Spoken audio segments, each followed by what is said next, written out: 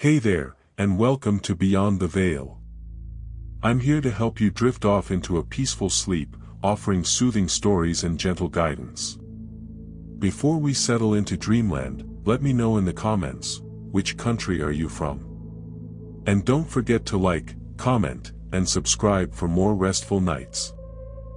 El Yunque National Forest, even the name rolls off the tongue with a hint of magic. A whisper of something ancient and untamed. It rises dramatically from the northeastern corner of Puerto Rico, a verdant tapestry woven from emerald ferns, towering tabanuco trees, and the silver threads of cascading waterfalls. Sunlight filters through the dense canopy, painting the forest floor in dappled patterns, creating an ethereal glow that seems to shift and shimmer with the breeze. It is a place of breathtaking beauty, a sanctuary for an astonishing array of life. Here, the coqui frog sings its distinctive two-note song, a constant chorus that fills the air, a signature melody of the island. Brilliant orchids cling to branches, their vibrant colors a stark contrast to the deep greens of the surrounding foliage. Endangered Puerto Rican parrots, flashes of vibrant green and blue, dart through the canopy, their calls echoing through the valleys. El Yunque is a biodiversity hotspot,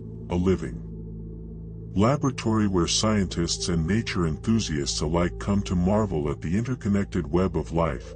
But beyond its undeniable beauty and ecological significance, El Yunque holds another, more enigmatic reputation. For generations, whispers have circulated among locals and visitors alike, tales of strange occurrences, unexplained phenomena, and a sense of something otherworldly. The forest is steeped in folklore, a place where ancient Taino spirits are said to still roam, where the veil between the natural world and the supernatural seems thin and permeable. This is not just a forest of towering trees and vibrant wildlife, it's a place where the imagination takes flight, where the rustling of leaves can sound like hushed voices, and the play of light and shadow can create illusions that dance on the edge of perception. It's a place where the air itself feels charged with a palpable energy, a sense of mystery that both captivates and unsettles. Hikers venturing deep into El Yunque's trails often speak of a feeling of being watched, an awareness of something unseen lurking just beyond the periphery. The dense vegetation can create a sense of isolation, amplifying every sound, heightening every sensation, and it is here, in the heart of this lush and mystical rainforest, that some have reported hearing something truly strange, something that defies easy explanation. They speak of an eerie, human-like whistle, a sound that seems to mimic their own patterns, their own calls. A whistle often followed by the unsettling sound of footsteps, pacing just out of sight, even when they are utterly alone on the trail. These are not the sounds of known animals, not the rustling of leaves in the wind. These are sounds that spark a primal fear, a chilling sense of being observed, of being followed. The whispers persist, the stories continue to circulate, and the mystery of El Yunque deepens, drawing those who seek adventure, those who crave the unknown, and those who dare to listen closely to the secrets hidden within the trees. The forest waits. The unsettling element of El Yunque's mystique lies not just in a general sense of the unknown, but in the specifics of what some hikers claim to have experienced. The whistle. It's not the shriek of a bird of prey, the hoot of an owl, or any sound readily identifiable within the natural soundscape of the rainforest. It's something far more familiar, and yet profoundly alien. Imagine you're hiking alone, the only sound the crunch of your boots on the trail, the gentle whisper of the wind through the leaves. You pause, perhaps to admire a particularly striking orchid, or simply to catch your breath, and then you hear it. A whistle. At first, you might dismiss it as another hiker, perhaps signaling to a companion, but as you listen more closely, a chill begins to creep down your spine. This is no ordinary whistle. It's eerily human-like, almost too perfect in its pitch and tone. It's not a cheerful melody, not a playful tune. It's empty, hollow, devoid of emotion, yet somehow pregnant with a sense of menace. And then comes the truly unsettling part, the mimicry. It starts subtly. You might absent-mindedly hum a few notes, a fragment of a song stuck in your head. A few seconds later, the whistle responds, echoing your melody with unnerving accuracy. Or perhaps you let out a short, sharp whistle yourself. A signal to no one in particular, the forest answers, the whistle mirroring your call, note for note, inflection for inflection. That it's not simply a repetition, it's a precise imitation, a flawless replication of your own sound. That it's as if something is listening, learning, and then reflecting back. This mimicry is what makes the whistle so deeply disturbing. That it suggests an intelligence, an awareness, and a deliberate attempt to, what? To communicate, to taunt, to lure. The whistle often lacks any discernible source. There is no movement in the undergrowth, no sign of another person. The sound seems to emanate from everywhere and nowhere at once, bouncing off the trees, echoing through the valleys, making it impossible to pinpoint its origin. This adds to the sense of disorientation, the feeling of being trapped in a sonic labyrinth. The unsettling nature of the whistle is further amplified by its isolation. That it rarely occurs in areas frequented by other hikers. That it is in the deeper, more remote sections of El Yunque, where the forest feels ancient and untouched, that the whistle is most often reported. This sense of solitude, of being utterly alone in the presence of something unknown, intensifies the fear and confusion. The whistle isn't simply a sound, it's an experience. That it's a violation of the senses, a disruption of the natural order. That it's a reminder that even in the most beautiful and seemingly benign environments, there can be hidden dangers, unseen forces, and sounds that defy explanation. And it's a sound that, once heard, is never truly forgotten, a chilling echo that lingers in the mind long after the hike is over. The whistle calls. The true weight of the El Yunque mystery rests not in abstract descriptions of a strange whistle, but in the first-hand accounts of those who have actually heard it. These are not seasoned paranormal investigators, primed to interpret every creak and groan as evidence of the supernatural. They are ordinary people, hikers seeking solace and connection with nature, who stumbled upon something else. Take Maria, a university student from San Juan, who decided to hike El Yunque's El Mina Trail on a quiet Tuesday morning. "I'd been stressed with exams," she explained, "and I just needed to get away from the city, be surrounded by nature. That I thought El Yunque would be perfect." She started early, enjoying the solitude and the cool morning air. As she approached the waterfall, she began to hum a song, a simple tune her grandmother used to sing, and then, she said, her voice still tinged with a hint of fear, "I heard it. A whistle, just like my song, exactly like it." Maria stopped, her heart pounding. She looked around, but saw no one. "I thought it must be another hiker, playing a joke." So, I whistled back, the same tune, and it answered, again, perfect, identical. That's when I knew something was wrong. The joy of the hike evaporated, replaced by a growing sense of dread. She turned and practically ran back down the trail, not stopping until she reached the visitor center. "I felt like something was playing with me."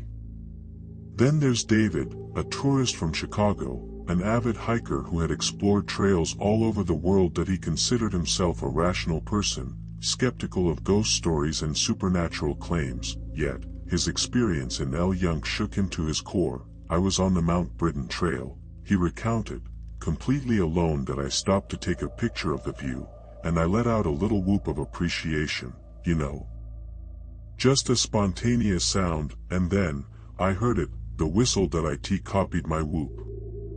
Exactly, the same pitch, the same duration, everything." David, unlike Maria, didn't immediately flee. His curiosity, perhaps foolishly, outweighed his fear. He tried whistling different patterns, simple melodies, even random noises. Each time, the whistle responded, mimicking him with unnerving precision. "It was like something was studying me," he said, his voice low, "and then, I started hearing the footsteps." The footsteps, he described, were faint but distinct, the sound of someone walking on leaves and twigs. They seemed to be pacing him, keeping just out of sight, always just beyond the next bend in the trail. "I couldn't see anyone," David emphasized. "The forest was dense, but I could see far enough to know that I was alone. But the footsteps, they were real, that I could hear them, and they were definitely following me.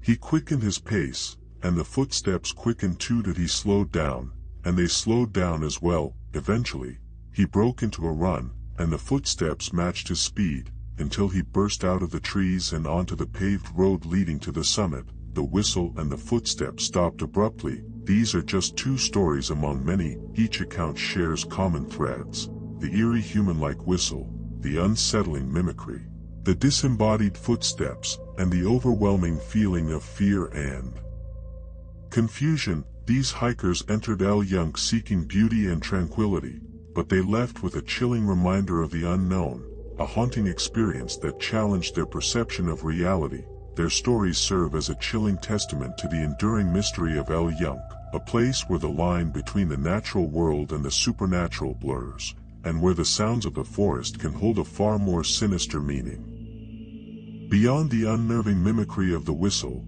the reported presence of footsteps takes the experiences in El Yunque into a realm of palpable dread. That it's one thing to hear a disembodied sound, however unsettling.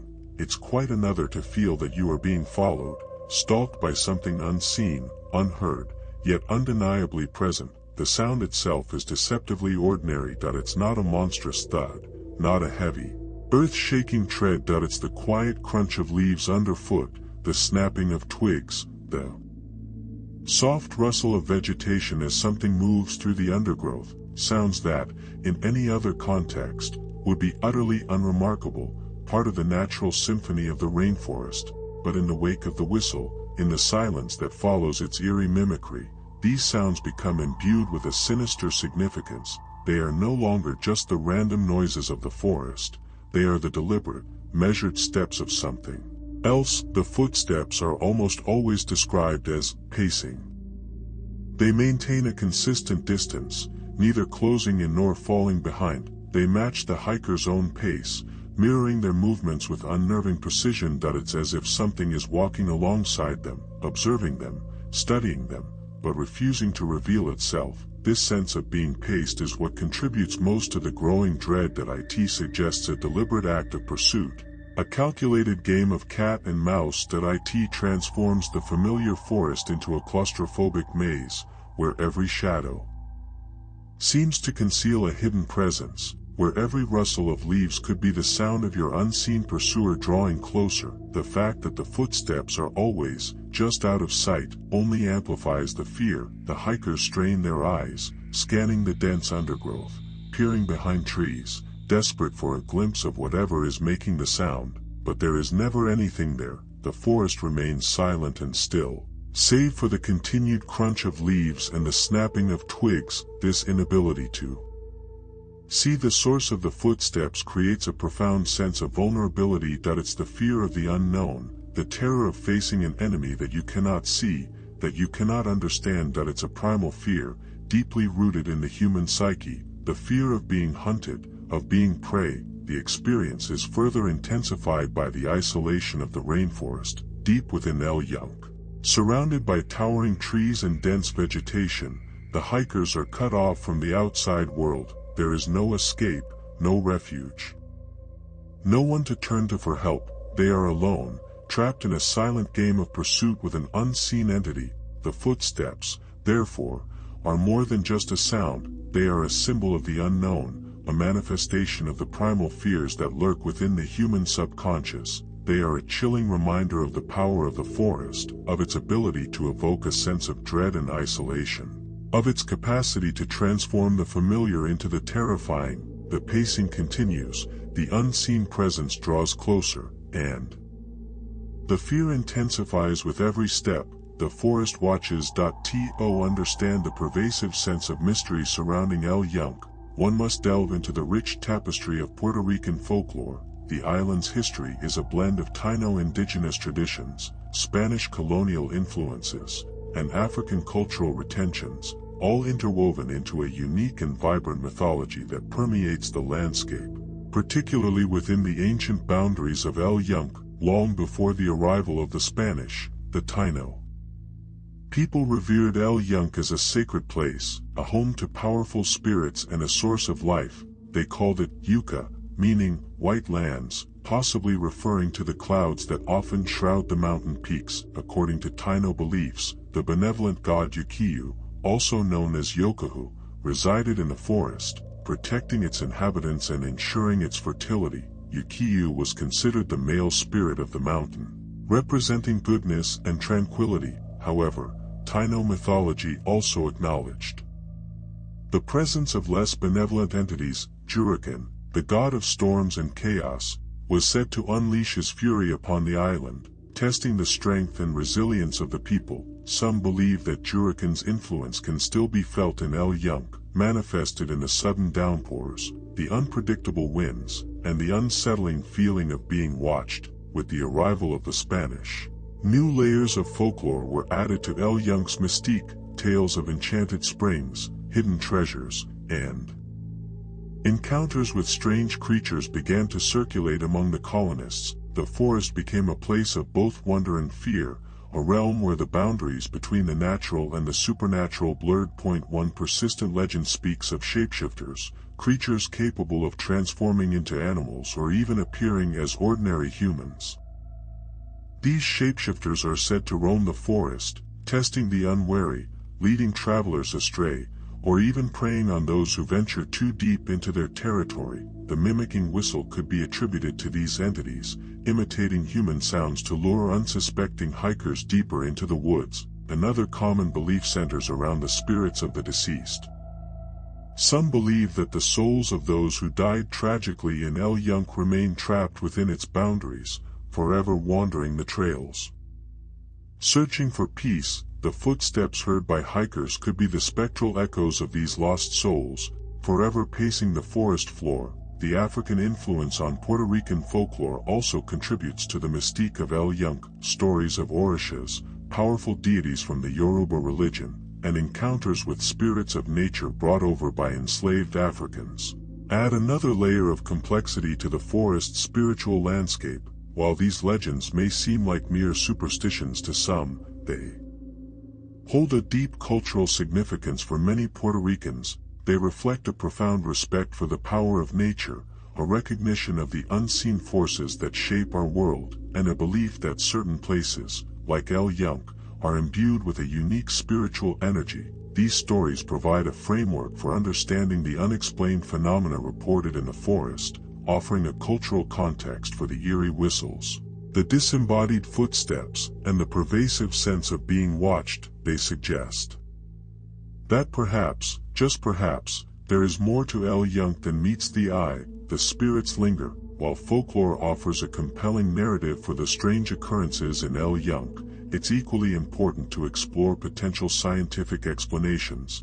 Can these eerie whistles and footsteps be attributed to natural phenomena, misinterpretations of sensory input, or psychological factors? One avenue of investigation lies in the unique soundscape of the rainforest. El Yunque is home to a vast array of bird species, many of which possess complex and varied vocalizations.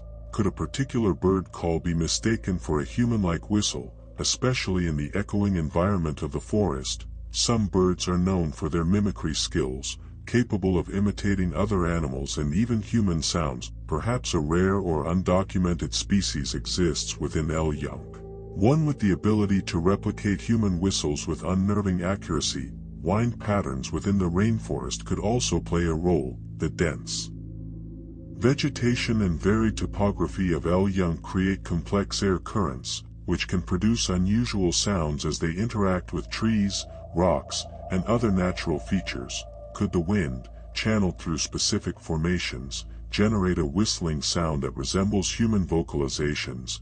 The sound could also be manipulated and carried in strange ways. Acoustic anomalies are another possibility.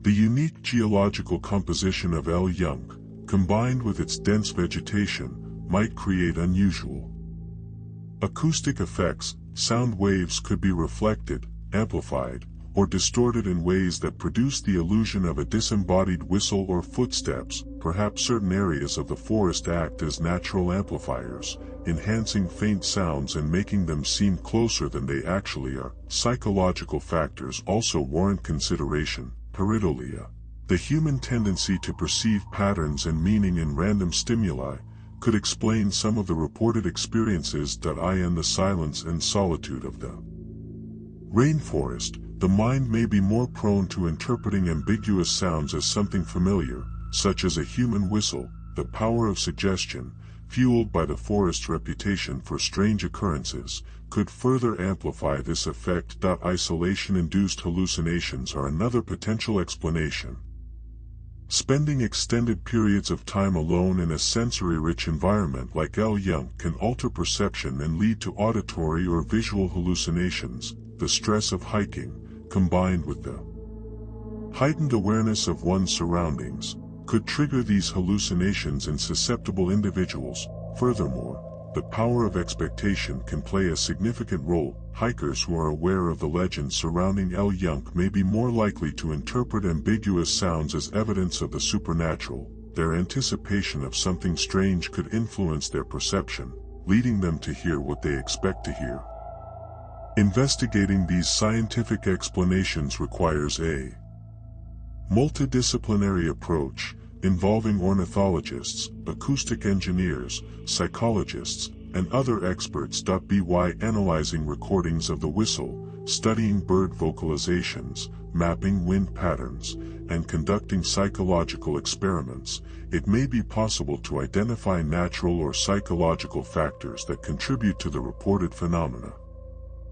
While folklore offers a compelling narrative, scientific inquiry provides a crucial framework for understanding the mysteries of El Yunque through a different lens. Perhaps the truth lies somewhere in the middle point. One of the most promising avenues for a scientific understanding of the El Yunque whistle lies in the field of ornithology. Given the forest's rich avian biodiversity, exploring the possibility that a bird species is responsible for the sound is a logical first step. To this end, consulting with ornithologists specializing in Puerto Rican birdlife is crucial. These experts possess an intimate knowledge of the various bird species inhabiting El Yunque, their vocalizations, their habitats, and their behaviors. They can identify potential candidates whose calls might resemble a human-like whistle, even if only superficially. The task isn't just about finding a bird that whistles. It's about finding one whose whistle possesses the specific qualities described by hikers: the eerie, human-like tone, the ability to mimic, and the unsettling precision. The Puerto Rican parrot, while not known for whistling, is a highly intelligent bird capable of learning and imitating sounds. Though its typical calls are squawks and chatters, it's conceivable that under certain circumstances, an individual parrot might learn to mimic a human whistle. Similarly, the pearly-eyed thrasher, a common resident of El Yunque, is known for its diverse repertoire of vocalizations, which includes mimicking other birds and even mechanical sounds. While its natural calls are not particularly whistle-like, its capacity for mimicry cannot be discounted. Beyond the well-known species, the possibility of a rare or undocumented bird with unique vocalizations cannot be ruled out. El Yunque is a vast and complex ecosystem, and new discoveries are still being made. It's conceivable that a previously unknown bird species, or a variant of an existing species, possesses the ability to produce a whistle that closely resembles human vocalizations. To aid in this investigation, analyzing recordings of the whistle is essential. If clear recordings exist, they can be subjected to detailed acoustic analysis, comparing their frequency, pitch, and timbre to the vocalizations of known bird species. Spectrograms, visual representations of sound frequencies, can reveal subtle patterns and characteristics that might not be apparent to the human ear. This acoustic analysis could also help to determine the distance and direction of the whistle, potentially providing clues about its source. By analyzing the reverberation and echo patterns in the recordings, it may be possible to pinpoint the location from which the sound originated. Furthermore, Comparing the recordings of the whistle to recordings of human whistles could reveal similarities and differences that shed light on its nature. Is the whistle truly identical to a human whistle, or does it possess subtle acoustic characteristics that distinguish it from human vocalizations? The ornithological investigation should also involve field studies, observing bird behavior in areas where the whistle has been reported. By carefully monitoring bird vocalizations and movements, researchers might be able to identify the source of the whistle and document its behavior. This process requires patience, persistence, and a keen ear. It's a painstaking effort that may ultimately yield no definitive answers. However, by systematically investigating the possibility of a bird-related explanation, scientists can either rule out this hypothesis or provide compelling evidence to support it. The forest holds its secrets close. Beyond the potential for avian mimicry, a rigorous acoustic analysis of the existing audio recordings, if any, of both the whistle and the footsteps, could reveal crucial information about their nature and origin. This process requires the expertise of acoustic engineers and specialists in sound analysis, individuals skilled in deciphering the subtle nuances hidden within audio waveforms. The first step involves cleaning up the recordings, removing extraneous noise and interference to isolate the whistle and footsteps as clearly as possible. This process can be challenging, as rainforest environments are inherently noisy, filled with the sounds of insects, wind, and water. However, advanced filtering techniques can help to separate the target sounds from the background clutter. Once the recordings are cleaned, they can be subjected to detailed spectral analysis. This involves examining the frequency content of the sounds, identifying their fundamental frequencies, overtones, and other spectral characteristics. This analysis can reveal whether the whistle is truly a pure tone, as one might expect from a human whistle, or whether it contains subtle variations or distortions that might suggest a different source. Similarly, analyzing the frequency content of the footsteps can provide clues about the surface on which they were made. Are they the sounds of someone walking on dry leaves, damp soil, or rocky terrain? The spectral characteristics of the footsteps can also reveal information about the size and weight of the person or thing making the sounds. Another important aspect of the acoustic analysis is examining the temporal characteristics of the sounds. How long does the whistle last? What is the interval between the footsteps? Are there any patterns or rhythms in the sounds that might provide clues about their origin? The timing of the sounds, relative to the hiker's own movements, is also crucial. Do the footsteps consistently match the hiker's pace, or are they erratic and unpredictable? Furthermore, the acoustic analysis can help to determine the distance and direction of the sounds. By analyzing the amplitude and phase of the sound waves, it may be possible to estimate the distance between the hiker and the source of the whistle or footsteps. Similarly, by analyzing the arrival times of the sound waves at different microphones, it may be possible to determine the direction from which the sounds originated. Consulting with acoustic experts is essential for interpreting the results of the analysis. These experts can provide insights into the physics of sound propagation in rainforest environments, explaining how sound waves might be affected by the vegetation, topography, and atmospheric conditions. They can also help to identify potential sources of error or bias in the analysis. The acoustic analysis might reveal that the whistle and footsteps are not what they seem. Perhaps the whistle is actually a complex combination of different sounds, blended together in a way that creates the illusion of a human vocalization. Or perhaps the footsteps are actually the sounds of animals moving through the undergrowth, misinterpreted by hikers who are already primed to expect something strange. This can also help filter out the more outlandish claims of simply being a misidentified animal. In the end, rigorous data analysis is essential to get to the truth of the matter. Even if ornithological and acoustic analyses fail to provide definitive answers, the human mind itself could be playing a significant role in the L-Junk mystery. To explore this possibility, consulting with psychologists is essential. their expertise can shed light on how perception, expectation, and psychological factors might contribute to the reported experiences. The power of suggestion is a well-documented phenomenon. When individuals are primed to expect a certain outcome, they are more likely to perceive it, even if it is not objectively present. In the case of El Yunque, the forest's reputation for strange occurrences could create a heightened sense of anticipation, making hikers more susceptible to interpreting ambiguous stimuli as evidence of the supernatural. If hikers venture into El Yunque already believing that they might hear a whistle or footsteps, they may be more likely to misinterpret natural sounds as such.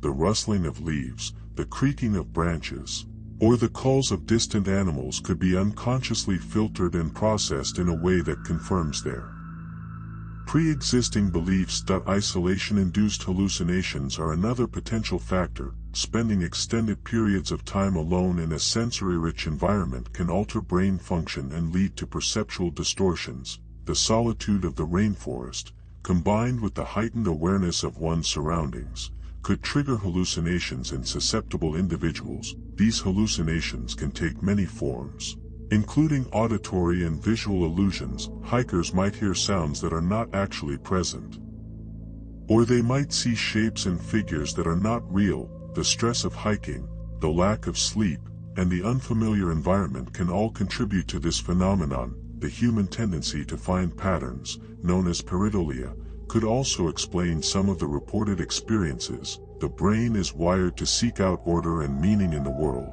even when confronted with randomness. This tendency can lead people to see faces in clouds, hear voices in static, or perceive patterns in random sounds. In the context of El Yunque, hikers might unconsciously impose a pattern on the sounds they hear, interpreting random noises as a deliberate sequence of footsteps or a coherent melody. The mimicking whistle, in particular, could be a product of pareidolia, with hikers perceiving a deliberate imitation where none actually exists. To further explore these psychological factors, interviews with hikers who have reported experiencing the whistle and footsteps could be conducted. These interviews could focus on their beliefs, expectations, and emotional states at the time of the experience. Were they already aware of the legends surrounding El Yunque? Were they feeling stressed, anxious, or fearful? Did they have a strong desire to believe in the supernatural? The interviews could also explore their sensory experiences in detail. What did the whistle sound like? How did it make them feel? How close did the footsteps seem to be? By gathering detailed accounts of their experiences, psychologists can gain a better understanding of the cognitive and emotional processes that might have contributed to them. These interviews can also reveal how much of what they experienced was due to what they expected. The power of belief, particularly belief in the supernatural, cannot be underestimated when attempting to understand the experiences reported in El Yunque. Belief systems act as filters, shaping our perceptions, influencing our interpretations, and ultimately defining our reality. The cultural context in which we are raised, the stories we are told, and the values we internalize all contribute to the way we perceive and interact with the world around us. For many Puerto Ricans, the belief in spirits, shapeshifters, and other supernatural entities is deeply ingrained in their cultural heritage. These beliefs are not simply relics of the past, they are living traditions that continue to shape the way people understand and interact with the natural world. In this cultural context, the idea that El Yunque might be inhabited by spirits or other supernatural beings is not necessarily seen as irrational or far-fetched. Hikers who grow up hearing stories about the spirits of El Yunque may be more likely to interpret ambiguous sounds as evidence of their presence. The rustling of leaves, the creaking of branches, or the call of a distant bird could be unconsciously associated with these supernatural entities, leading to a perception of something more than just natural phenomena. The cultural context also influences the way people interpret the mimicking whistle. In some cultures, mimicry is seen as a sign of intelligence and playfulness. In others, it is viewed as a malevolent act, a sign of trickery and deception. For those who believe in shapeshifters, the mimicking whistle could be interpreted as an attempt to lure them into danger, to lead them astray, or to prey on their fears. The footsteps, too, can be interpreted in different ways depending on one's cultural beliefs. In some cultures, the sound of footsteps is associated with the presence of ghosts or other spirits of the deceased. For those who believe in these entities, the footsteps in El Yunk could be seen as a sign that they are being followed by a restless soul, forever trapped within the forest's boundaries. It's important to acknowledge that these cultural beliefs are not static or monolithic. They vary from person to person, depending on their individual experiences, their level of education, and their exposure to different perspectives. However, they provide a framework for understanding the unexplained phenomena reported in El Yunk, offering a cultural context for the eerie whistles, the disembodied footsteps, and the pervasive sense of being watched. The power of belief can also influence the way people remember and recount their experiences. Memories are not simply recordings of past events, they are reconstructions that are shaped by our beliefs, our emotions, and our current understanding of the world. Hikers who believe that they have encountered something supernatural in El Yunk may be more likely to embellish their stories, adding details that support their beliefs and reinforcing their sense of wonder or fear.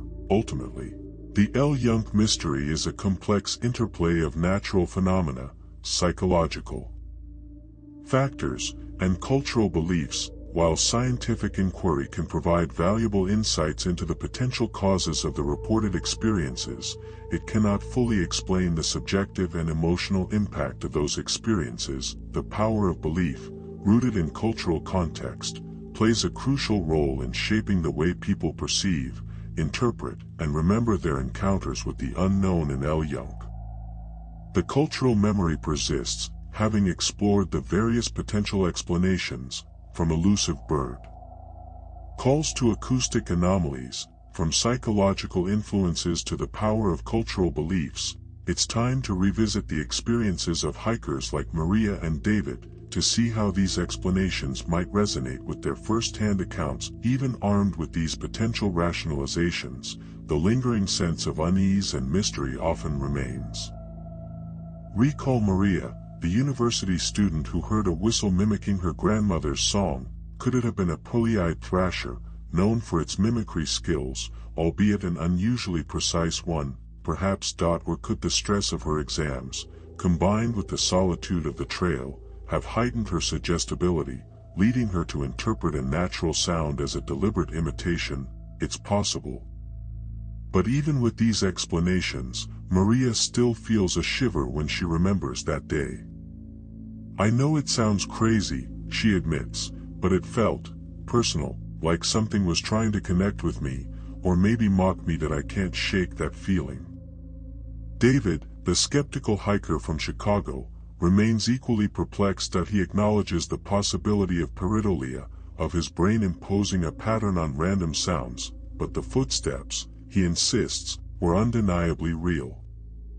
"I've hiked all over the world," he says. "I know the sound of animals in the undergrowth. These were footsteps, human-like footsteps, and they were pacing me. That I can't explain it." Even after learning about the potential for acoustic anomalies in El Yunk, David remains unconvinced that this could account for his experience. "The sound was too clear, too distinct," he argues. "It wasn't just a distorted echo, it was the sound of someone walking behind me." For both Maria and David, the proposed explanations offer little comfort. They may acknowledge the possibility of a rational explanation, but the emotional impact of their experiences remains undiminished. The fear, the confusion, the sense of being watched, these feelings linger, casting a shadow over their memories of El Yunk, and this is perhaps the most enduring aspect of the El Yunk mystery. The power of the unexplained to evoke a sense of wonder, fear, and the unknown. Even when confronted with scientific explanations, the human mind often resists closure, clinging to the possibility of something more. The rational explanations, no matter how compelling, cannot fully erase the subjective experience.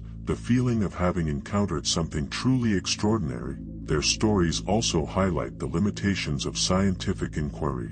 While science can help us understand the natural world, it cannot fully account for the complexities of human perception and emotion. The Junk mystery is not simply a matter of identifying a bird species or mapping acoustic anomalies. It's about understanding how people experience the world, how they interpret ambiguous stimuli, and how they make sense of the unknown. The hiker's journeys continue. Ultimately, despite all the investigations and potential explanations, the mystery of the Junk whistle and footsteps remains, for now, unresolved. There is no definitive answer, no single explanation that can fully account for the reported experiences. While scientific inquiry can shed light on the potential natural and psychological factors involved, it cannot fully capture the subjective and emotional impact of those experiences. Perhaps the whistle is indeed a rare bird call, perfectly mimicking human vocalizations, an undiscovered species with an uncanny ability to imitate. Perhaps the footsteps are simply the sounds of animals in the undergrowth, misinterpreted by hikers who are already primed to expect something strange. Perhaps the power of suggestion, combined with the solitude of the rainforest, creates a perfect storm of perceptual distortions, leading hikers to hear what they expect to hear. Or perhaps, as the folklore suggests, there is something more to Junk, something that lies beyond the realm of scientific explanation. Perhaps the forest is indeed inhabited by spirits, shapeshifters, or other entities that interact with the human world in ways that we do not fully understand. The enduring enigma of Junk is precisely what makes it such a compelling and captivating place. That it's a reminder that there are still mysteries in the world, places where the boundaries between the known and the unknown blur, where the rational and the irrational collide. The allure of the unexplained draws people to Junk, seeking adventure, seeking answers, seeking a glimpse into the unknown. The lack of a definitive answer does not diminish the value of scientific inquiry. On the contrary, it underscores the importance of continuing to explore the natural world, to question our assumptions, and to challenge our understanding of reality. Even if we never fully unravel the mystery of Junk, the pursuit of knowledge can lead to new discoveries, new insights, and a deeper appreciation for the complexities of the world around us. And perhaps, in the end, the mystery is best left unresolved. The ambiguity allows for multiple interpretations, inviting each individual to engage with the story in their own way, to draw their own conclusions, and to embrace the unknown. The unresolved nature of the mystery allows the imagination to roam free, to explore the possibilities, and to ponder the deeper questions about the nature of reality. The whispers and footsteps in Junk serve as a reminder that there are still places in the world where the veil between the natural and the supernatural seems thin and permeable. They invite us to embrace the unknown, to question our assumptions, and to remain open to the possibility of something more. The forest guards its secrets. Ironically, the unresolved mystery of the whistle and footsteps, far from detracting from Junk's appeal, actually enhances its mystique and allure. The forest is not just a place of natural beauty, it's a place of mystery. A place where the imagination can run wild, a place where the boundaries between the known and the unknown become blurred. This mystique is a powerful draw, attracting visitors seeking something more than just a scenic hike. For some, the allure lies in the possibility of experiencing the unexplained firsthand. They come to Junk hoping to hear the whistle, to feel the footsteps, to glimpse the unseen. They are drawn to the forest by a sense of adventure, a desire to test their perceptions, and a fascination with the supernatural. They want to challenge their understanding of reality and to experience something truly extraordinary. For others, the mystique lies in the opportunity to connect with the spiritual heritage of the island. They come to Junk seeking to understand the Taino beliefs, to connect with the spirits of the forest, and to experience the energy of a place that has been revered for centuries. They are drawn to the forest by a sense of reverence, a desire to connect with the past, and a belief in the power of nature. And for still others, The mystique lies in the challenge of solving the mystery. They come to El Yunk seeking to unravel the enigma of the whistle and footsteps, to find a rational explanation for the reported phenomena, and to understand the natural and psychological factors that might be at play. They are drawn to the forest by a sense of intellectual curiosity, a desire to understand the world around them, and a belief in the power of scientific inquiry. The mystery also provides a unique marketing angle for tourism. El Yunk is not just another rainforest, it's a place with a story to tell, a place with a secret to uncover. This narrative can be a powerful draw for visitors, creating a sense of excitement and anticipation. However, it's important to manage this mystique responsibly. While the allure of the unexplained can be a powerful draw, it's crucial to avoid sensationalism and to present the mystery in a balanced and respectful manner. It's important to acknowledge the scientific explanations, to respect the cultural beliefs, and to avoid promoting misinformation or fear. The enduring mystery of El Yunk serves as a reminder that there are still places in the world where the imagination can thrive, where the boundaries of knowledge can be tested, and where the human spirit can be challenged. It is this mystique that draws visitors to El Yunk, seeking adventure, seeking answers, and seeking a glimpse into the unknown. The forest beckons. As visitors are drawn to El Yunk by its beauty, biodiversity, and mystique, it is paramount to emphasize the ethical considerations of responsible tourism and the importance of respecting both the forest's delicate environment and the local cultural beliefs that have shaped its identity for centuries. The very allure that draws people to El Yunk also places a responsibility on them to protect and preserve its natural and cultural heritage.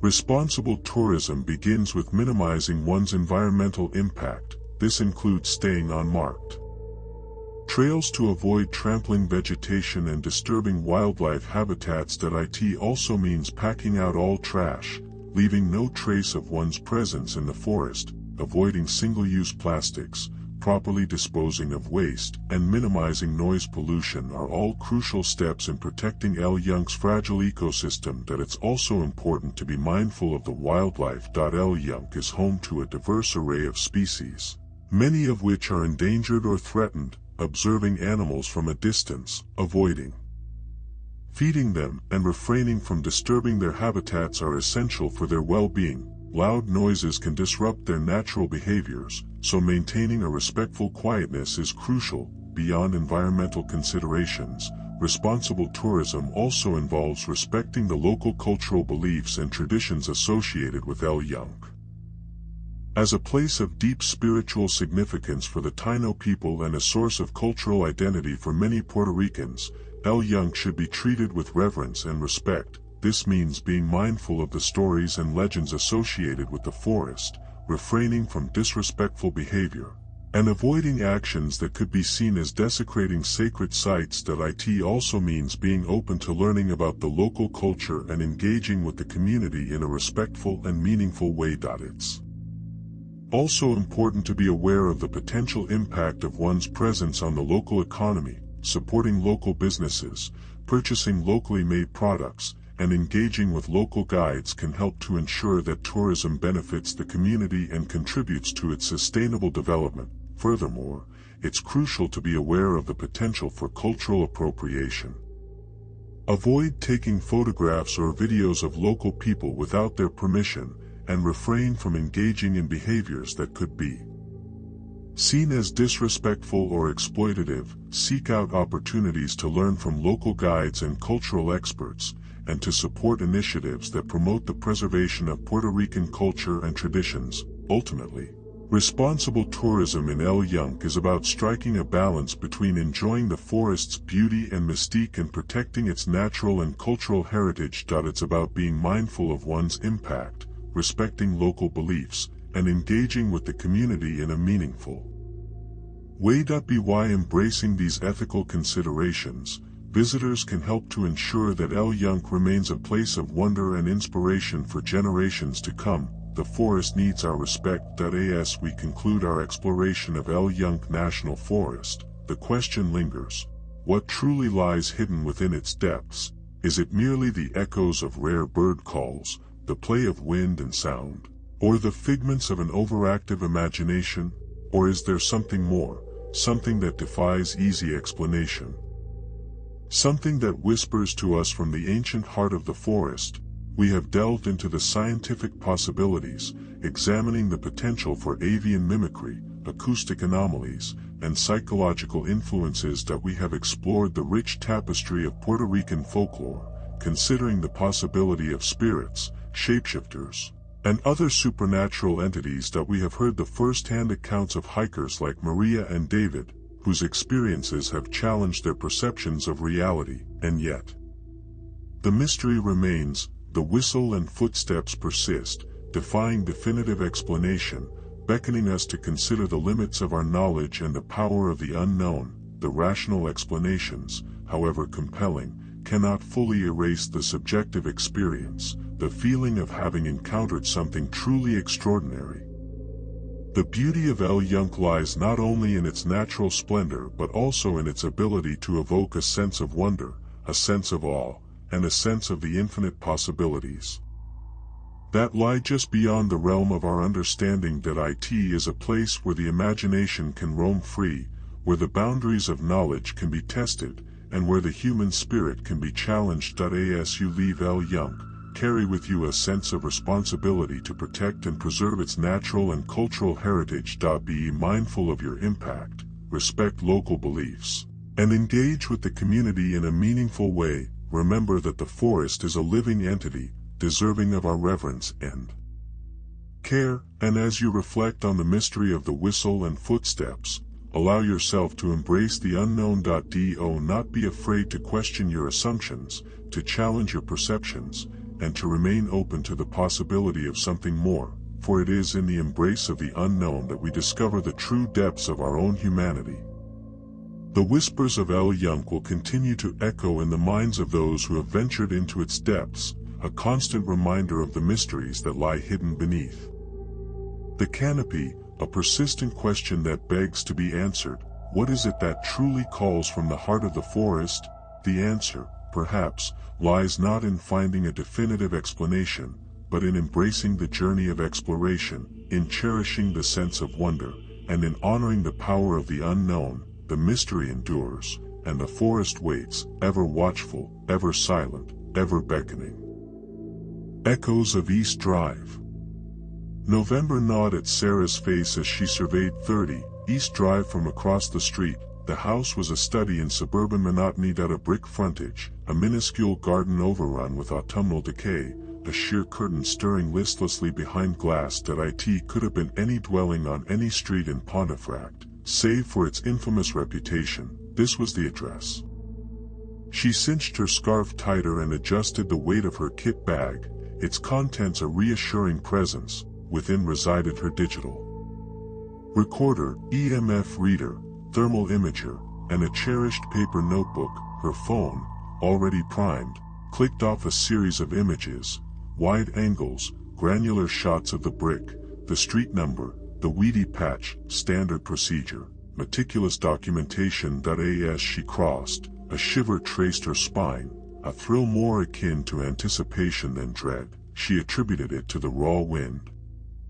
The gate emitted a rusty screech as she pushed it open, the sound amplified in the quiet lane. Up the short path she went, pausing at the door. A fortifying breath, and then she knocked. A woman with weary eyes and a gentle smile greeted her. "Sarah, I'm Jean, come in, dear, you'll freeze." Jean Pritchard, now in her 60s, the younger sister allegedly at the epicenter of the decades-old poltergeist storm. Sarah followed her into a cramped, cluttered entryway where the air hung stagnant, a melange of dust and an indefinable, aged scent. "Thank you so much for having me," Sarah offered, her voice bouncing softly off the walls of the tiny hall. "Glad to," Jean responded, ushering her toward the lounge. "Anything to keep the story alive. People forget, you know, they think it's all just tales." The living room was a jumble of mismatched furniture, dominated by a gas fire hissing feebly in the hearth. Sarah retrieved her recorder. "Before we go any further, is it all right if I record our conversation?" Jean gave a slight shrug. Makes no difference to me, been recorded plenty about it all these years. Sarah activated the device. For the record, this is Sarah Clark, November 7, 2023, at 30 East Drive, Pontefract, in conversation with Jean Pritchard.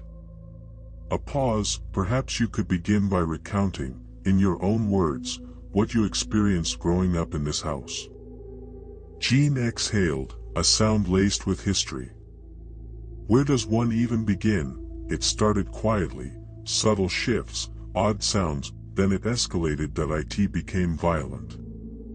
As Jean detailed the strange occurrences, the unexplained water, toppled furniture, the escalating terror, Sarah absorbed every word, scribbling notes. Jean's tone remained level, the effect almost detached, as if repetition had blunted the emotional edge, but Sarah discerned a glimmer in her eyes, a primal fear that time had failed to erase. After an hour, Sarah expressed her gratitude and asked permission to explore the house. Jean readily assented. Be my guest. That doesn't matter to me anymore, just be careful. Sarah commenced her investigation in the living room, sweeping the EMF meter across each wall, noting any abnormalities. She captured thermal images, searching for telltale cold patches. Nothing of note. She progressed to the kitchen, then ascended to the upper floor. Each room possessed a mundane quality, disappointingly so. She lingered in what had been Jean's childhood domain, allegedly the vortex of the disturbance, the locale where the poltergeist, nicknamed Fred by the family, had reigned supreme. Her fingers trailed along the wallpaper, probing for any deviation. Silence. Out came the laptop, connecting to the residence's Wi-Fi. If the physical examination had been fruitless, perhaps the digital realm offered clues. The 1966 case had captivated the national press, leaving a digital trail to follow. She unearthed archived articles, sensationalized accounts. Sarah parsed reports of airborne objects, disembodied voices, the family's evident terror. One article showcased a photo of a young Jean, eyes wide with fear, framed in her bedroom doorway. Another depicted Reverend George Fallows, summoned to cleanse the house. The deluge of reports was overwhelming, yet, something felt incomplete, something palpable was missing, undeniable evidence. She had yet to witness anything firsthand. No temperature drops, no electromagnetic surges, no spectral whispers, simply a quiet, dusty house and a woman revisiting her past. Closing the laptop, Sarah gazed out the window. The street lay still, the sky a uniform gray. She pondered her own motivations. The unexplained had always been a magnetic draw, the mysteries that defied simple explanation. But she was also a scientist, grounded by pragmatism. She craved proof, concrete and irrefutable. Before departing, Sarah inquired if Jean possessed any original documents or photographs from that era. Jean rummaged in the attic, unearthing a worn scrapbook overflowing with newspaper clippings, handwritten notes, and a handful of faded images. Sarah meticulously documented each page, extending her thanks for Jean's time and cooperation. Back in her car, Sarah felt the familiar push and pull of excitement and disappointment. The house at 30 East Drive exuded history, the weight of untold stories. But was it genuinely haunted, or simply a place burdened by suggestion, a family trauma amplified by the voracious press? Driving away from Pontefract, she replayed the day's events. Jean's haunted gaze, the uncanny silence of the house, the crumbling photographs. The Pritchard family's accounts were undeniably compelling, but where did fact end and fiction begin? She glanced at the passenger seat, where the scrapbook photographs lay atop her laptop. As she braked at a junction, a particular article snared her. It was a piece from the local paper, containing an interview with a neighbor who claimed to have observed objects moving inside the house from across the street. The neighbor was. Sarah pulled over, zooming in on the newsprint. The neighbor's name was Mrs. Elsie Wright. Wright, the name echoed in her head. Where had she encountered it before?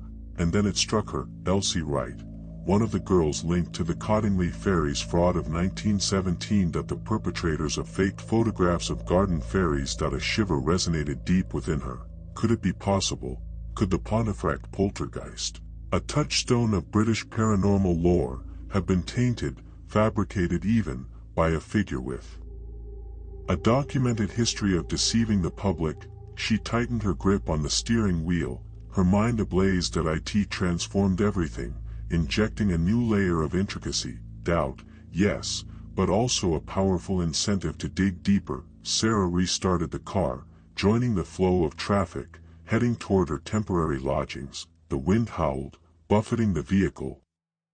She felt like she had barely scratched the surface of 30 East Drive, and she couldn't help but wonder if she would unearth a tormented spirit, or something far more human, and far more disturbing. A new beginning, 1966. The removal van groaned its final complaint as Joe Pritchard slammed the back doors shut. Dust motes danced in the weak November sun, illuminating the tired lines etched around his eyes. 30 East Drive. It wasn't much, a semi-detached box of brick and pebble dash, but it was theirs, right then, he said, clapping his hands together, the sound echoing in the quiet street. Let's get this lot inside. Jean, her hair a tight perm fighting a losing battle against the wind, surveyed the scene. Let's I'm fair perished standing about. She shivered, pulling her coat tighter. Think this'll be a fresh start, Joe? He squeezed her hand, his calloused palm warm against hers. Has to be, love, has to be. He didn't elaborate on what they were leaving behind, the unspoken shadows clinging to their previous life. This house, this street, was a clean slate. Philip, a scrawny teenager with a mop of unruly dark hair, slouched against the side of the van, a cigarette dangling precariously from his lips. Diane, a bright-eyed 10-year-old, bounced on the balls of her feet, impatience radiating from her. Come on, Dad, can we go inside? She pleaded, her voice high with excitement. I want to see my room. Joe sighed, the cigarette a familiar irritant. Philip, put that fag out. Diane, hold your horses. We'll all see it soon enough. The first box through the door held Jean's prized possessions, her collection of china figurines, each carefully wrapped in newspaper. Joe carried it with particular care, knowing how much they meant to her. The hallway was narrow, smelling faintly of damp and old carpet. The previous owners had left behind a lingering scent of lavender and something indefinably stale. It'll air out, Jean said, noticing his grimace. A good scrub and it'll be right as rain. While Joe wrestled with furniture, Jean began unpacking essentials in the kitchen. The room was small but functional, with avocado green cabinets and a linoleum floor patterned with faded flowers. She imagined herself baking bread, filling the house with the comforting aroma. A new beginning, she repeated to herself, clinging to the hope like a lifeline. Upstairs, Philip had already claimed the larger bedroom at the back of the house. He stood by the window, looking out at the rows of identical houses stretching into the distance. Pontefract, another nowhere town. He stubbed out his cigarette on the windowsill, leaving a black smear. Diane, meanwhile, was delighted with her smaller room overlooking the front garden. She immediately began planning where her dolls would go, chattering about paint colors and new curtains. Her enthusiasm was infectious, a small spark of joy in the otherwise drab surroundings. Later that evening, after a takeaway fish and chips devoured amidst a sea of cardboard boxes, Joe and Jean sat in the living room, the only room remotely habitable. The flickering gas fire cast long shadows on the walls. Feels strange, doesn't it? Jean said, sipping her tea. Like we're intruding. Joe chuckled. We own it, love. We're not intruding. We're home. He reached across and took her hand again. Remember that time we went to Burlington? You said you felt like you could breathe again, seeing the sea. Jean smiled, a genuine smile that reached her eyes. I do, this feels a bit like that. A chance to breathe. Upstairs, Philip lay on his bed, staring at the ceiling. The house creaked and groaned around him, settling into the night. A sudden draft snaked through the room, raising goosebumps on his arms that he pulled the threadbare duvet tighter around him, a prickle of unease settling in his stomach. Diane, tucked up in bed, clutched her favorite teddy bear. The unfamiliar sounds of the house, the distant rumble of traffic, usually comforted her, but tonight, something felt different. That a cold spot lingered.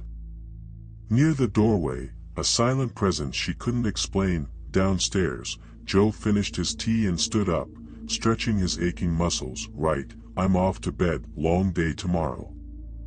Jean nodded, her eyes already heavy with exhaustion. Me too, God bless, Joe. He kissed her forehead, the familiar scent of her perfume a comforting anchor in the unfamiliar surroundings. As he climbed the stairs, he paused, listening. The house was quiet, eerily so that he shook his head, dismissing the feeling as tiredness. It was just a house, after all. A new beginning. He repeated the words in his head, trying to convince himself, but even as he drifted off to sleep, a nagging doubt lingered, a sense of unease that whispered in the shadows. This house, 30 East Drive, felt like it was holding its breath, waiting. Whispers in the walls. Jean Pritchard awoke to a sound like a fingernail tracing the length of her spine, not a physical sensation, but the auditory equivalent, a high, thin scrape that seemed to emanate from within the walls themselves. She lay rigid beside Joe, the silence of the unfamiliar house amplifying the frantic thump of her heart. The floral wallpaper, chosen for its supposed cheerfulness, seemed to press in on her in the dim light filtering through the curtains. Joe, she whispered, nudging him gently. He grumbled and rolled over, burying his face in the pillow. Did you hear that? Hear what, love? His voice was thick with sleep, a scratching, like something in the wall. He sighed. It'll be the house settling, Jean. Old houses do that. Go back to sleep. She tried to convince herself he was right. The house was old, probably older than anything they'd ever lived in, built in the early 1900s, the estate agent had said, with a history, character, but the sound hadn't been the deep groan of timbers shifting. It had been something else, something deliberate. She lay awake for a long time, listening, but the sound didn't return. Eventually, exhaustion pulled her under. The next morning, Philip emerged from his room, a scowl permanently etched on his face. He trailed into the kitchen where Joe was attempting to navigate the intricacies of a new, temperamental toaster. Jean was already at the sink, scrubbing furiously at a pan. Someone's been in my room, Philip announced, his voice flat. Joe jumped, nearly dropping the toast. What do you mean, been in your room? Just that. My records were all over the floor, my books were off the shelf. My bed was unmade and I made it this morning. Jean stopped scrubbing, a knot of unease tightening in her stomach. Are you sure you just didn't forget, Philip? You were probably tired after the move. I'm sure, Mum. I know I put my records away. He glared at them both, suspicion hardening his features. Did either of you go in there? Joe, flustered, shook his head. Why would we go in your room? I was here asleep and your mum was asleep next to me. Exactly. So who was it? The question hung in the air, unanswered. Joe, uncomfortable with the direction the conversation was taking, cleared his throat. Look, maybe it was just the wind, Philip, you know, rattling the windows. Maybe things just fell. Philip snorted. Right, the wind neatly stacked my books in a pile on the floor. He grabbed a piece of toast, already buttered by Joe, and stalked out of the kitchen, muttering under his breath. Jean watched him go, a chill prickling her skin. The wind, she'd checked all the windows last night, they were firmly shut. Later that day, while Joe was at work and Philip had retreated to his room, Jean attempted to unpack the last of the boxes in the dining room. Sunlight streamed through the bay window, illuminating dust motes dancing in the air. She hummed softly to herself, trying to shake off the feeling of unease that had settled over her. She was reaching for a stack of china plates wrapped in newspaper when she noticed something odd. The silver candlesticks she'd placed on the mantelpiece that morning were no longer there. She frowned. Retracing her steps, she distinctly remembered putting them there. Side by side, their tarnished silver gleaming faintly in the morning light. Now, the mantelpiece was bare. She searched the room, peering under the table and behind the curtains. Nothing. Panic began to bubble in her chest. She hadn't imagined putting them there, had she? Maybe she'd put them somewhere else and simply forgotten. Then she saw it on the far side of the room, half hidden behind a stack of unopened books. One of the candlesticks lay on its side. The other was nowhere to be seen. She picked it up, her hand trembling slightly. How had it gotten there? She hadn't been near that side of the room since she brought the boxes in. There was no way she could have accidentally knocked it over. A sudden draft swept through the room, chilling her to the bone. She glanced towards the window, but it was closed tight. The air was heavy, thick with a scent she couldn't quite place, something musty and old, like damp earth and decaying flowers. That evening, Joe found Jean staring intently at the living room wall. "What are you doing, love?" he asked, switching on the television. "I thought I heard something," she said, her voice barely a whisper, like someone whispering. Joe turned down the volume on the television. "Whispering? In the wall? Jean, you're imagining things. You're tired. We all are. It's just the house settling." He pulled her close, wrapping his arms around her. "This is our fresh start. Remember, we're going to be happy here." Jean leaned against him, trying to believe him, but as the television flickered to life, casting long, distorted shadows across the room, she couldn't shake the feeling that they weren't alone, that something else was in the house with them, something unseen, unheard, almost, and that whatever it was, it didn't want them there. The green foam. The silence jolted Jean awake, a suffocating blanket smothering her. Beside her, Joe's untroubled snores grated. She eased out of bed, the floorboards beneath her feet issuing a mournful creak. The digital clock blazed 3:17 a.m., an accusing red glare. Thirst clawed at her throat, but it was more than that. The disquiet of the previous evening lingered, an itch beneath her skin she couldn't scratch. Downstairs, the air hung thick and stale, a cloying stillness that prickled her senses. A faint, acrid tang, like old metal, teased at her nostrils. She reached for the living room light switch, then hesitated, a sudden wave of apprehension washing over her. Something was deeply amiss. She inhaled deeply, then flicked the switch. The tableau that exploded into view robbed her of breath. The armchair lay capsized, one leg splintered beyond repair. The coffee table was jammed against the far wall, its polished surface scored with deep gouges. Books littered the floor, torn from their shelves in what looked like a fit of rage. Jean recoiled, her hand clamped over her mouth to trap a scream. This was no settling house. This wasn't stress manifesting. This was a deliberate act, imbued with malice. She retreated into the hallway, her heart a frantic drum against her ribs. Joe would dismiss it, attribute it to her overactive imagination, her exhaustion, but she wasn't imagining the icy tendrils that snaked through the air, the oppressive hush that now seemed to conspire against her. She crept back upstairs, clinging to the hope that this was a nightmare, a twisted phantom that would vanish with the dawn. Sleep remained elusive. Each groan of the house, every whisper of wind in the trees outside, vibrated through her. When the first weak tendrils of sunlight finally pierced the gloom, she felt utterly wrung out, a husk. Joe roused with a grunt, stretching and yawning expansively. "Morning, sleepyhead," he mumbled, reaching for a hug. Jean recoiled instinctively. "Can't you smell that?" Joe wrinkled his nose, sniffing. "Smell what?" "Coffee brewing." "No, something metallic, like blood, almost." Joe chuckled, swinging his legs over the edge of the bed. "You're letting your imagination run wild, love. Come on, let's get some breakfast." He sauntered downstairs, whistling a cheerful tune. Jean followed, her stomach twisted with foreboding. She steeled herself for his reaction, but the moment he crossed the threshold of the living room, the whistling died, snuffed out. "What the devil?" he muttered, carefully navigating the debris that he righted the armchair, wincing as the broken leg audibly cracked. "Blimey. Looks like we've been burgled. Burgled? Jean echoed, her voice a bare tremor. Nothing's missing, Joe, and all the doors were bolted shut. Joe frowned, examining the window latches with a critical eye. Maybe Philip, playing a prank?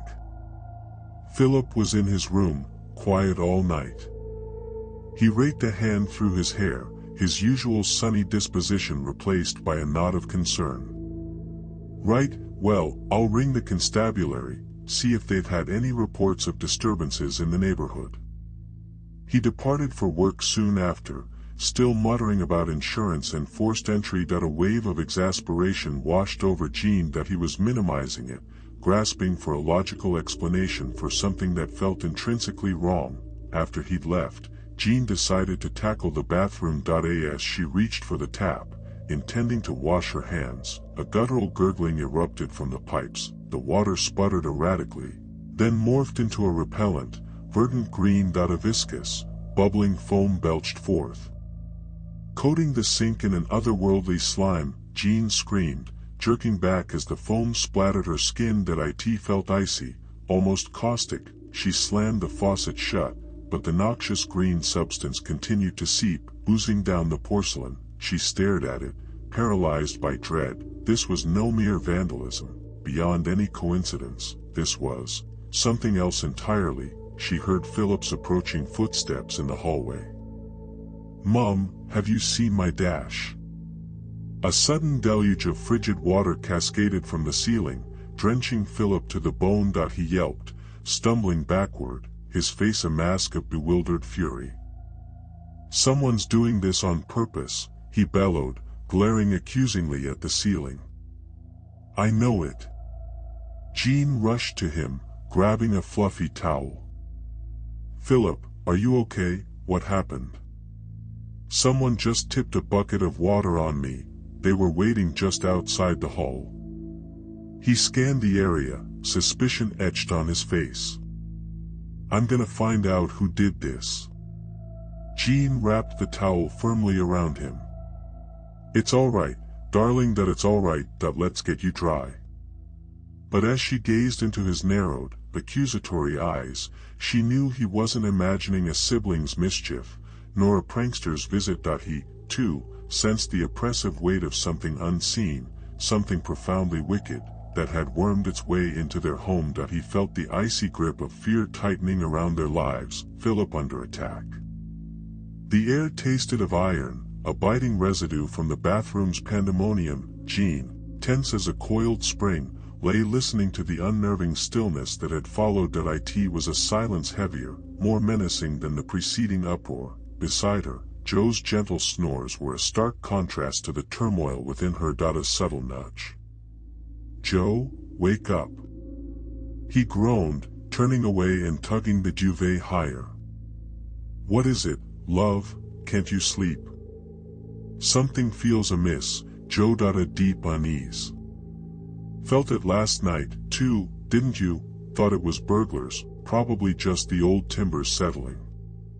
His voice was thick with sleep, already fading, heart pounding a frantic rhythm against her sternum. Jean rose. A glance toward the children's rooms across the hall. "I need to check on them." An unintelligible murmur, and Joe burrowed deeper into the covers. Jean sighed and slid from the bed, her bare feet meeting the chill of the wooden floor as she crossed to Philip's room. The door yielded to a gentle push. Only the pale wash of streetlights bled through the curtains, painting the room in shades of gray. Philip's breathing was deep and regular. A wave of relief, momentary but potent, loosened the knot in her stomach. Then, a distinct thwack shattered the quiet. Jean gasped, pushing the door fully open. "Philip." He shot upright in bed, clutching his arm. "Who's there?" he demanded, his voice a groggy tremor of alarm. "Who threw that?" Jean hurried to his side, flooding the room with the bedside lamp's glare. He squinted against the sudden light. A small, brightly hued toy car lay abandoned on the floor, one of countless scattered treasures. "What happened, sweetheart?" Jean asked, kneeling beside him. "Something struck me," he said, rubbing his upper arm. Felt like someone launched it. Was anyone in here? His eyes darted around the room, searching the shadows. Jean retrieved the toy car. It likely just tumbled from the shelf. Philip, you were dreaming. She aimed for reassurance, but a tremor betrayed her. No, it didn't fall. That I heard it. Someone propelled it. He insisted, his gaze fixed on the deepening shadows in the room's corners. There's no one here, darling. That I checked. Jean drew the duvet higher around him. Try to rest. That I'll leave the light on. She withdrew, easing the door closed. Back in her own bed, she lay sleepless, listening to the aging house sigh and groan. Rest remained elusive. The following morning, the incident was conveniently relegated to Philip's lively imagination. Joe had already left for work when Philip appeared for breakfast, his usual sunny disposition absent. Morning, sweetie, Jean greeted, forcing a cheerfulness as she poured milk. Did you sleep well? Philip just shrugged, avoiding her eyes. That he merely toyed with his toast, scattering crumbs about the plate. What's wrong, love? Jean asked softly. Nothing, he mumbled. Jean reached out, her fingers brushing his arm. Philip, you can confide in me. Finally, he looked up, his face drained of color. I woke this morning, and I have scratches. On my arm. Jean carefully examined his limb. 3 bright red welts marred his flesh, as if someone had used their fingernails as a rake. How did you get these? She whispered, her voice barely audible. I don't know, he said, his voice shaking. I didn't do it. They weren't there before bed. A current of pure chill raced down Jean's spine, the metallic scent, the otherworldly slime, the airborne toy. It wasn't burglars, not settling foundations. Something else was at play, something dreadfully sinister. The day unfolded in a haze of anxiety. Jean attempted to lose herself in chores, but her thoughts remained tethered to Philip's injuries. An encroaching sense of doom pressed down as she found herself constantly checking on him. That evening, as Philip tackled homework at the kitchen table, Jean washed dishes, her back turned. The radio emitted a soft murmur. Abruptly, a sharp snap echoed through the room. Jean spun around. Philip was clutching his face, his eyes wide with shock and stinging pain. What happened? Jean cried, rushing to his side. Something struck me, he stammered, his voice trembling. It felt like a slap. A fiery red mark was already blooming on his cheek. Jean stared, her blood turning to ice. They were alone, the windows sealed, the door bolted. There's no one here, Philip, she managed to say, her voice a thread. Yes, there was, he cried, tears brimming. I felt it, it struck me. Jean gathered him into her arms, holding him tight. She didn't understand what was unfolding, but one truth resonated with chilling clarity. Something inhabited their house, something wicked, and it had targeted her son, the vicar's visit. Sleep eluded Jean. Each snap of timber within the old house, each whisper of wind-blown leaves against the glass, jolted her nerves. Beside her, Joe slumbered, his breath a gentle counterpoint to her mounting dread. A nudge roused him. Joe, she breathed, her voice tight with apprehension. We need to talk, something feels terribly wrong. He grumbled, rolling away from her. What is it, love? Can't it keep? No, it can't.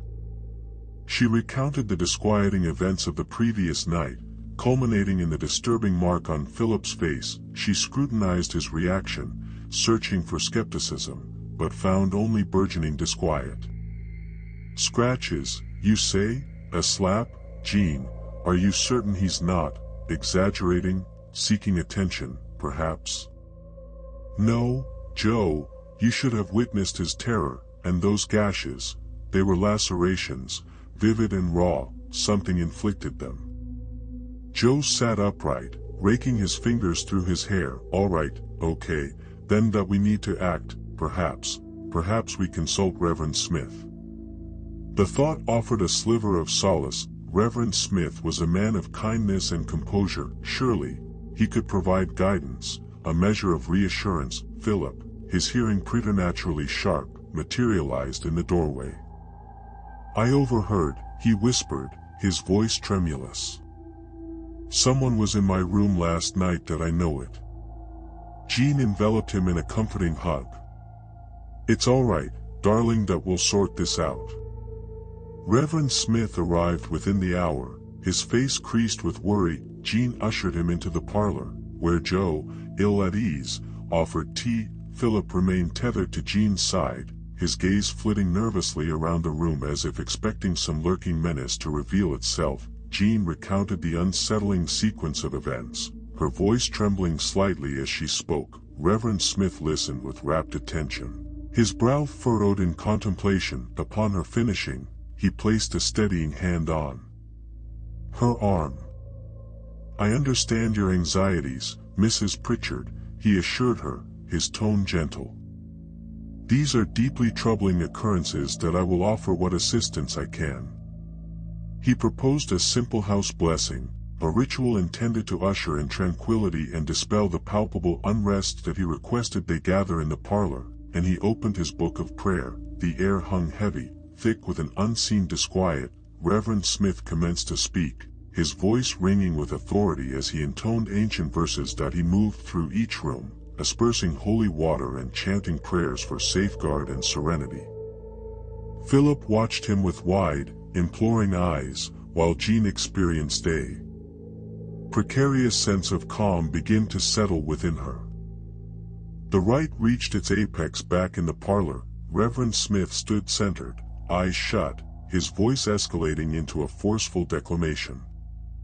"In the name of the Father, the Son, and the Holy Spirit, I command any malevolent entity to depart from this dwelling, vanish from this place and never return." Silence fell. A profound, suffocating silence. The atmosphere felt charged, expectant. Jean held her breath, braced for some manifestation, some sign, but nothing stirred. Reverend Smith opened his eyes, his face reflecting weariness. "There," he said, his voice raspy. "That should bring some peace of mind." Jean, however, remained unconvinced. A profound disquiet lingered, a sense that something remained concealed, lurking just beyond perception. After Reverend Smith departed, Joe attempted to soothe her. "See, love, it's better now. The Reverend took care of it. Everything will be all right." But Jean couldn't dispel the gnawing intuition that nothing was settled, not in the slightest. Philip, unusually subdued, stared intently at the corner of the room, his gaze fixed. Later that evening, as Joe departed for his shift at the factory, Reverend Smith reappeared, his visage grave. He requested Jean to take a seat. "Mrs. Pritchard," he began, his voice hushed, "I must confess, I am deeply troubled. During the blessing, I detected a presence, a potent, baleful presence unlike any I have encountered before." A chill coursed through Jean. "What do you mean?" "The entity resisted the sacrament. It was formidable. I fear a mere blessing may prove insufficient. This is no mere restless spirit, Mrs. Pritchard, this is something far more sinister." He hesitated, his eyes filled with concern. "I don't know what you're facing here, but I implore you to exercise caution, extreme caution. Forces beyond my comprehension are at play in this house. I will continue to offer prayers for you and your family, but I fear this is merely the prologue." Whispers turned to shouts. A floorboard groaned upstairs. Jean's head whipped around, a startled jerk. Beside her, Joe slumbered peacefully, lost in his own world. She dug an elbow into his side, a sharp reminder of reality. A grunt was his only response, followed by a shift deeper into the sofa cushions. "Joe," she breathed, her voice barely audible, laced with unease, "did you hear that?" "Hear what? Let me be, Jean." He remained burrowed, a human mole under the worn blanket. Something's up there. I distinctly heard it, like footsteps. An incoherent mumble, then silence once more. Jean's pulse throbbed in her ears, the air, heavy and still, pressed down on her, colder than it should have been. She listened intently, yearning for reassurance, yet finding only Joe's steady rhythm of snores mocking the oppressive quiet. Suddenly, a cry ripped through the stillness. "Mom, get out." Philip, her blood turned to ice. She bolted up the stairs, leaving Joe blissfully ignorant on the couch below. "Philip, what is it?" she asked, her hand unsteady as it reached for the cold metal of the knob. The door flew inward, revealing Philip, his face a mask of fury. "Someone was in here. I could feel them, right beside my bed." Jean pushed past, her gaze sweeping the room. Familiar chaos reigned. Discarded clothes littered the floor, model airplanes hung like silent sentinels. The window, however, remained sealed. "Philip, nobody's here. You must have been dreaming." She willed her voice to sound steady, masking the tremor of fear that rattled her. "I wasn't asleep. I felt breath on my neck. I swear. Was it you, Mum? Were you trying to frighten me?" His arms crossed, suspicion hardening his features. "Of course not, sweetheart. Why would I ever do that?" She drew him into a close embrace, offering comfort. "Just a nightmare, nothing more." But a knot of dread tightened in her stomach that he didn't believe her, and deep down, neither did she. Downstairs, Joe finally roused. That he stretched, a lumbering movement, and wiped the blur from his eyes. "What was all that commotion?" he mumbled, his voice thick with sleep's residue. Jean recounted the night's strange occurrences, her voice climbing in pitch, desperation creeping in. Joe listened with growing impatience, his face set. "Jean, you're letting your nerves get the better of you." It was probably just the old house settling, and Philip had a bad dream. That's all there is to it. He patted her hand, a dismissive gesture. "Now, I've got to get to work. Don't fill the kids' heads with those stories, understand?"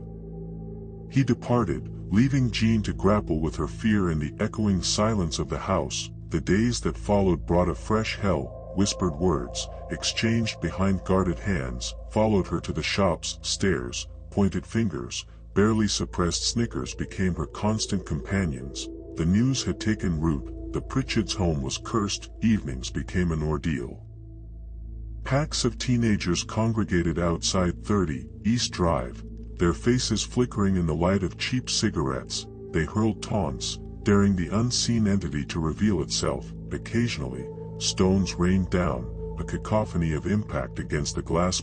One afternoon, a car braked to a halt before the house. A man in tweed exited, a notepad clutched in his hand. He approached Jean as she tended the meager garden patch.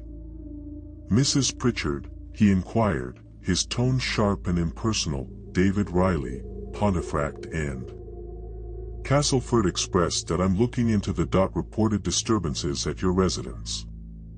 Jean wavered. She recoiled from the spotlight, desperate to extinguish the flames of rumor. However, she realized that avoidance would only fuel the fire. "I have no idea what you're talking about," she replied, attempting a casual tone. Riley arched an eyebrow. "Oh, come on, Mrs. Pritchard. It's the talk of the town. Objects moving, strange sounds, your son bearing scratches.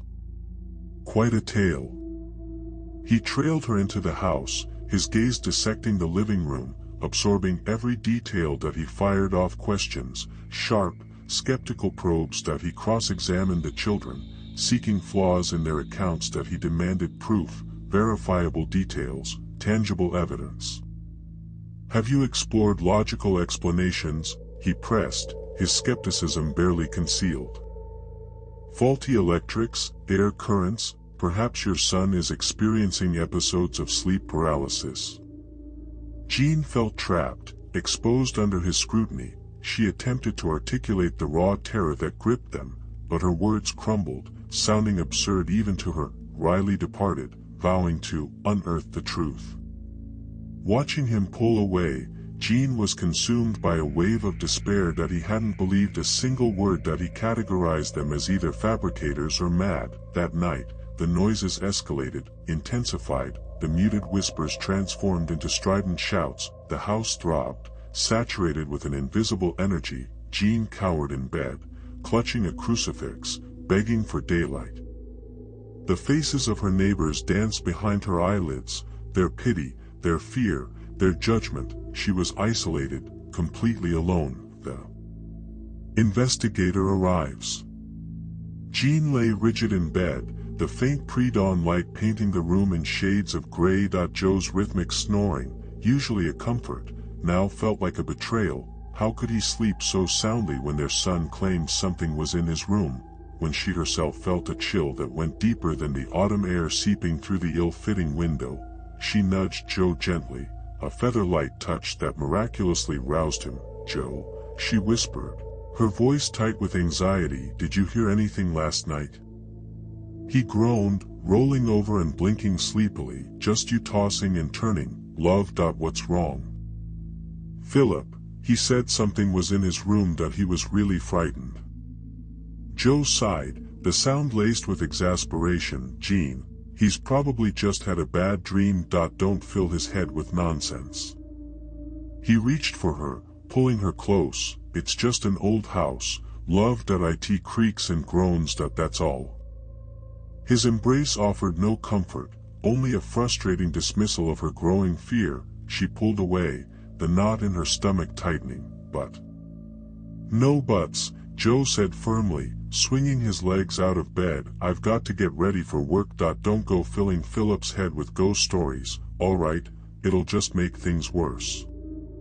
He left the room, whistling softly, leaving Jean staring at the ceiling, feeling utterly alone. The doorbell rang later that morning, its shrill chime cutting through the silence of the house. Jean peered through the lace curtains, her heart leaping into her throat. A small van was parked outside, laden with equipment that looked more like it belonged in a laboratory than a house. Beside it stood a man with a neatly trimmed beard, a tweed jacket, and an air of quiet authority. She opened the door. Cautiously, "Yes, Mrs. Pritchard." The man's voice was crisp and professional. "I'm Harry Price. I believe we spoke on the phone." Relief washed over Jean, momentarily easing the tension that had been building for weeks. "Yes, Mr. Price, please come in." He gestured to two younger men who began unloading the van. "These are my associates, Mr. Green and Mr. Davies. They'll be assisting me with the investigation." The men, both carrying heavy cases, nodded politely as they entered the house. The hallway suddenly felt cramped, filled with the unfamiliar presence of strangers and their strange equipment. "Please, come into the living room," Jean said, leading them into the sparsely furnished room. "Can I offer you some tea?" "That would be most welcome, Mrs. Pritchard," Price said, placing a large, leather-bound notebook on the coffee table. While Jean busied herself in the kitchen, Price's associates began setting up their equipment. Green was attaching small, metallic sensors to the walls, while Mr. Davies unpacked a complex-looking reel-to-reel tape recorder. Wires snaked across the floor, transforming the familiar space into something alien. When Jean returned with the tea, Price was examining the room intently, his eyes scanning every corner. "Now, Mrs. Pritchard," he said, accepting a cup of tea with a polite nod, "perhaps you could tell me, in your own words, what you've been experiencing." Jean hesitated, suddenly self-conscious. Recounting the events to Joe was one thing, but telling a complete stranger, a man who clearly dealt with such matters professionally, felt different. Still, she launched into her story, starting with the strange noises, the shifting furniture, and culminating with Philip's terrified claim from the night before. Price listened patiently, occasionally jotting notes in his notebook. When she finished, he steepled his fingers and regarded her thoughtfully. "And your husband, Mrs. Pritchard, does he share your concerns?" Jean's face fell. "Joe, he doesn't believe it. He thinks it's all my imagination, or Philip playing tricks." Price's expression remained neutral. "I see. Well, I'd like to speak with your son, if I may, and then, if possible, your husband as well." Philip, summoned from his room, regarded the newcomers with suspicion that he answered Price's questions cautiously, confirming his mother's account of the previous night. "There was something in my room," he insisted, his voice barely a whisper. "I could feel it watching me." "Did you see anything, Philip?" Price asked gently. Philip shook his head. "No, but it felt cold and angry." Price nodded, making another note that he then spent the next hour meticulously placing temperature sensors throughout the house, explaining to Jean that he was looking for any anomalous readings. As the sun began to set, casting long shadows across the room, Price prepared to leave. "We'll be monitoring the house throughout the night, Mrs. Pritchard," he said. "The equipment will record any unusual activity that will return tomorrow to collect the data and discuss our findings." Jean walked him to the door, a flicker of hope igniting within her. Perhaps, with Price's help, she could finally prove that she wasn't imagining things, that something truly malevolent was at play in their home. Back inside, the silence of the house felt different now, punctuated by the hum of the recording equipment. She couldn't shake the feeling that they were being watched, not just by Harry Price's machines, but by something else entirely, and she knew, with a chilling certainty, that whatever it was, it wasn't happy about being investigated. Evidence of the unseen. Jean lay rigid in bed, the events of the previous evening replaying in her mind like a broken record. Harry Price, his equipment, his probing questions, they had stirred something within the house, a palpable sense of unease that pressed down on her like a physical weight. Beside her, Joe snored softly, oblivious to the chill that had settled over the room, a coldness that seemed to seep from the very walls. Suddenly, a sharp cry pierced the silence. "Someone's in my room." Philip's voice, high-pitched and laced with terror, cut through the night. Jean bolted upright, heart hammering. Joe stirred, grumbling, "What in God's name?" "It's Philip," Jean whispered, already scrambling out of bed. She hurried down the hall, Joe lumbering behind her, still half asleep. Philip stood in the doorway of his room, eyes wide and fixed on a point beyond her. "I heard noises," he stammered, pointing a trembling finger. "Scratching, and someone breathing." Joe, finally awake enough to assess the situation, switched on the light. The room looked perfectly normal, if a little untidy. "There's nothing here, lad," he said, his voice thick with sleep. "Just a bad dream." But Jean saw the genuine fear in Philip's eyes, the stark terror that mirrored her own. She couldn't dismiss it so easily. "Did you see anything, Philip?" He shook his head, his gaze darting nervously around the room. "Just felt it, like someone was watching me." Joe sighed, running a hand through his disheveled hair. "Right, that's enough, everyone back to bed." He shepherded Philip back into his room, quickly checking under the bed and in the wardrobe with exaggerated gestures. Jean lingered in the hallway, a knot of dread tightening in her stomach. She knew, with a certainty that chilled her to the bone, that Philip wasn't imagining things. Whatever was happening in this house, it was real, and it was growing stronger. The following evening, Harry Price returned, accompanied by David Riley, a young journalist eager to document the investigation. Jean, though grateful for their help, couldn't shake the feeling that their presence was only exacerbating the problem. She felt like bait, drawing a predator closer. Price, unfazed by the oppressive atmosphere, immediately set to work. That he positioned his equipment strategically throughout the house, a microphone in the living room, a camera pointed at the landing, and a sensitive thermometer in Philip's bedroom. "Right, let's see what we can find," he said, his voice a low hum of excitement. David Riley, notebook in hand, watched with a mixture of fascination and skepticism. That he trailed Price like a shadow, peppering him with questions about his methods and theories. Jean tried to focus on Price's explanations, but her attention kept drifting to the shadows that danced in the corners of the room, to the unsettling creaks and groans that seemed to emanate from the very structure of the house. Hours passed. The Silence was broken only by the hum of the recording equipment and Price's occasional muttered comments. Then, in Philip's room, the thermometer reading plummeted. "Remarkable," Price said, his eyes widening. "A drop of nearly 15 degrees in a matter of seconds, and there's no draft." "Explain that, Mr. Riley." David, who had been watching the thermometer alongside Price, frowned. "Could be a faulty reading." Price simply raised an eyebrow. "Perhaps, but let's see what else we find."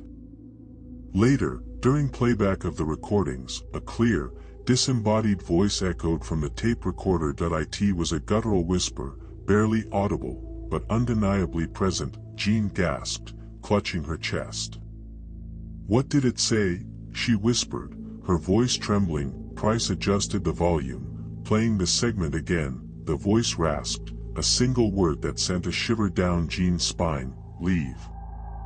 David Riley, who had been diligently taking notes, stopped writing, his pen hovering over the page. The color drained from his face. Even he seemed shaken by the evidence. As the night wore on, David decided to set up his own observation post in the living room. He wanted to witness something himself, to either confirm or debunk the claims of the Pritchard family. Jean, exhausted and on edge, retired to bed, leaving David alone in the dimly lit room. An hour later, a blood-curdling scream echoed through the house. Jean shot out of bed, her heart pounding. She raced downstairs, finding David Riley standing frozen in the middle of the living room, his face ashen.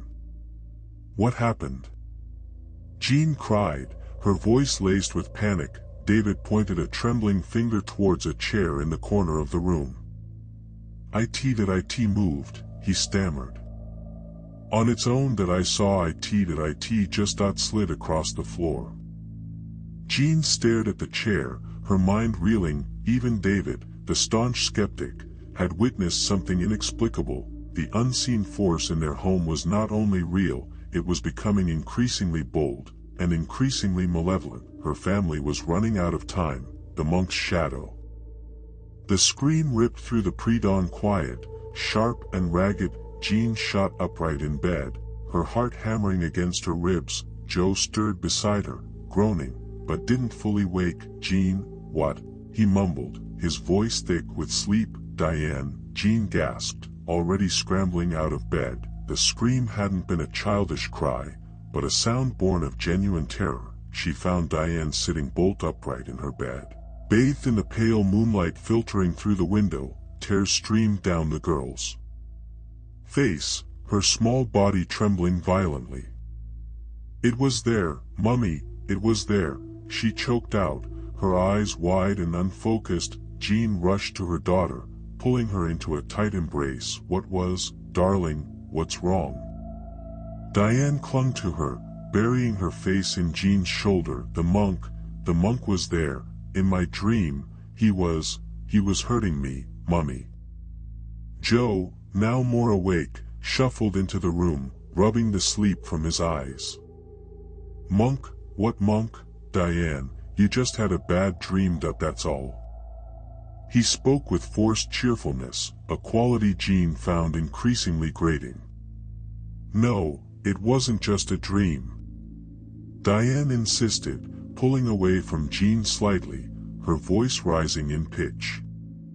"He was there, all in black, with a hood." He was angry. Jean stroked Diane's hair, trying to soothe her. "It's all right, sweetheart. It was just a nightmare. Monks aren't scary, they're supposed to be holy men." "This one was scary," Diane whispered, her voice barely audible. He had no face, just darkness under the hood." Joe sighed heavily. "Right, that's it. No more scary stories before bed for you, young lady. Jean, maybe a warm drink will help her settle down." He clapped his hands together, a gesture that always seemed to dismiss rather than comfort. Jean glared at him, but bit back a sharp retort. Now wasn't the time for arguments. She focused on Diane, her hand still gently stroking her hair. "Come on, darling. Let's get you some milk and honey. It will help you sleep." Diane shook her head, her eyes darting nervously around the room. "I don't want to sleep, he'll come back." Jean spent the next hour sitting with Diane, talking softly and reassuring her that she was safe. Eventually, the girl drifted back to sleep, but Jean remained by her side, her own anxiety a cold knot in her stomach. The word monk echoed in her mind. Where had that come from? She hadn't mentioned anything about the local history to Diane, or of stories she had heard about the old priory that supposedly once stood nearby.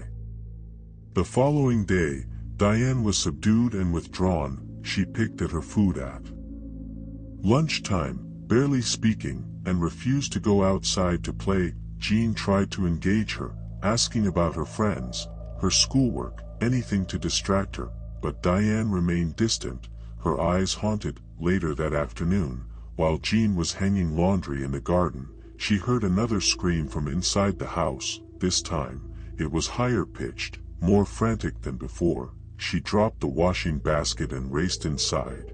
Her heart pounding in her ears, she found Diane standing in the middle of her bedroom, pointing towards a dark corner near the wardrobe. "He's there, Mummy, he's watching me." Jean followed Diane's gaze, her eyes straining to penetrate the shadows. She saw nothing. "There's nothing there, darling, that you're imagining things." "No, I'm not," Diane insisted, her voice trembling. "He's there, all black and shadowy, he's looking at me." Jean knelt down, taking Diane's hands in hers. "Diane, listen to me. There's nobody there. It's just shadows. It's okay." She led Diane away from the corner, trying to distract her with a favorite toy, but Diane remained inconsolable, her eyes fixed on the empty corner, her small body rigid with fear. "He doesn't like me," she whispered, her voice barely audible. "He wants me to go away." That evening, Philip emerged from his bedroom. "Someone was in my room again," he said, glaring at Jean. "What do you mean, Philip?" Jean was now on edge. "I mean someone was in my room, messing with my stuff. I told you that I heard someone moving about." "Philip, I haven't been in your room today, and your father's at work." "Then who was it?" Philip demanded, his eyes narrowed. "Were you messing with me?" he said, turning to Diane. Diane burst into tears. "Stop it, Philip, leave me alone." She ran from the room, sobbing. Jean rounded on Philip, frustration and fear warring within her. "That's enough, Philip, your sister is terrified, and you're not helping."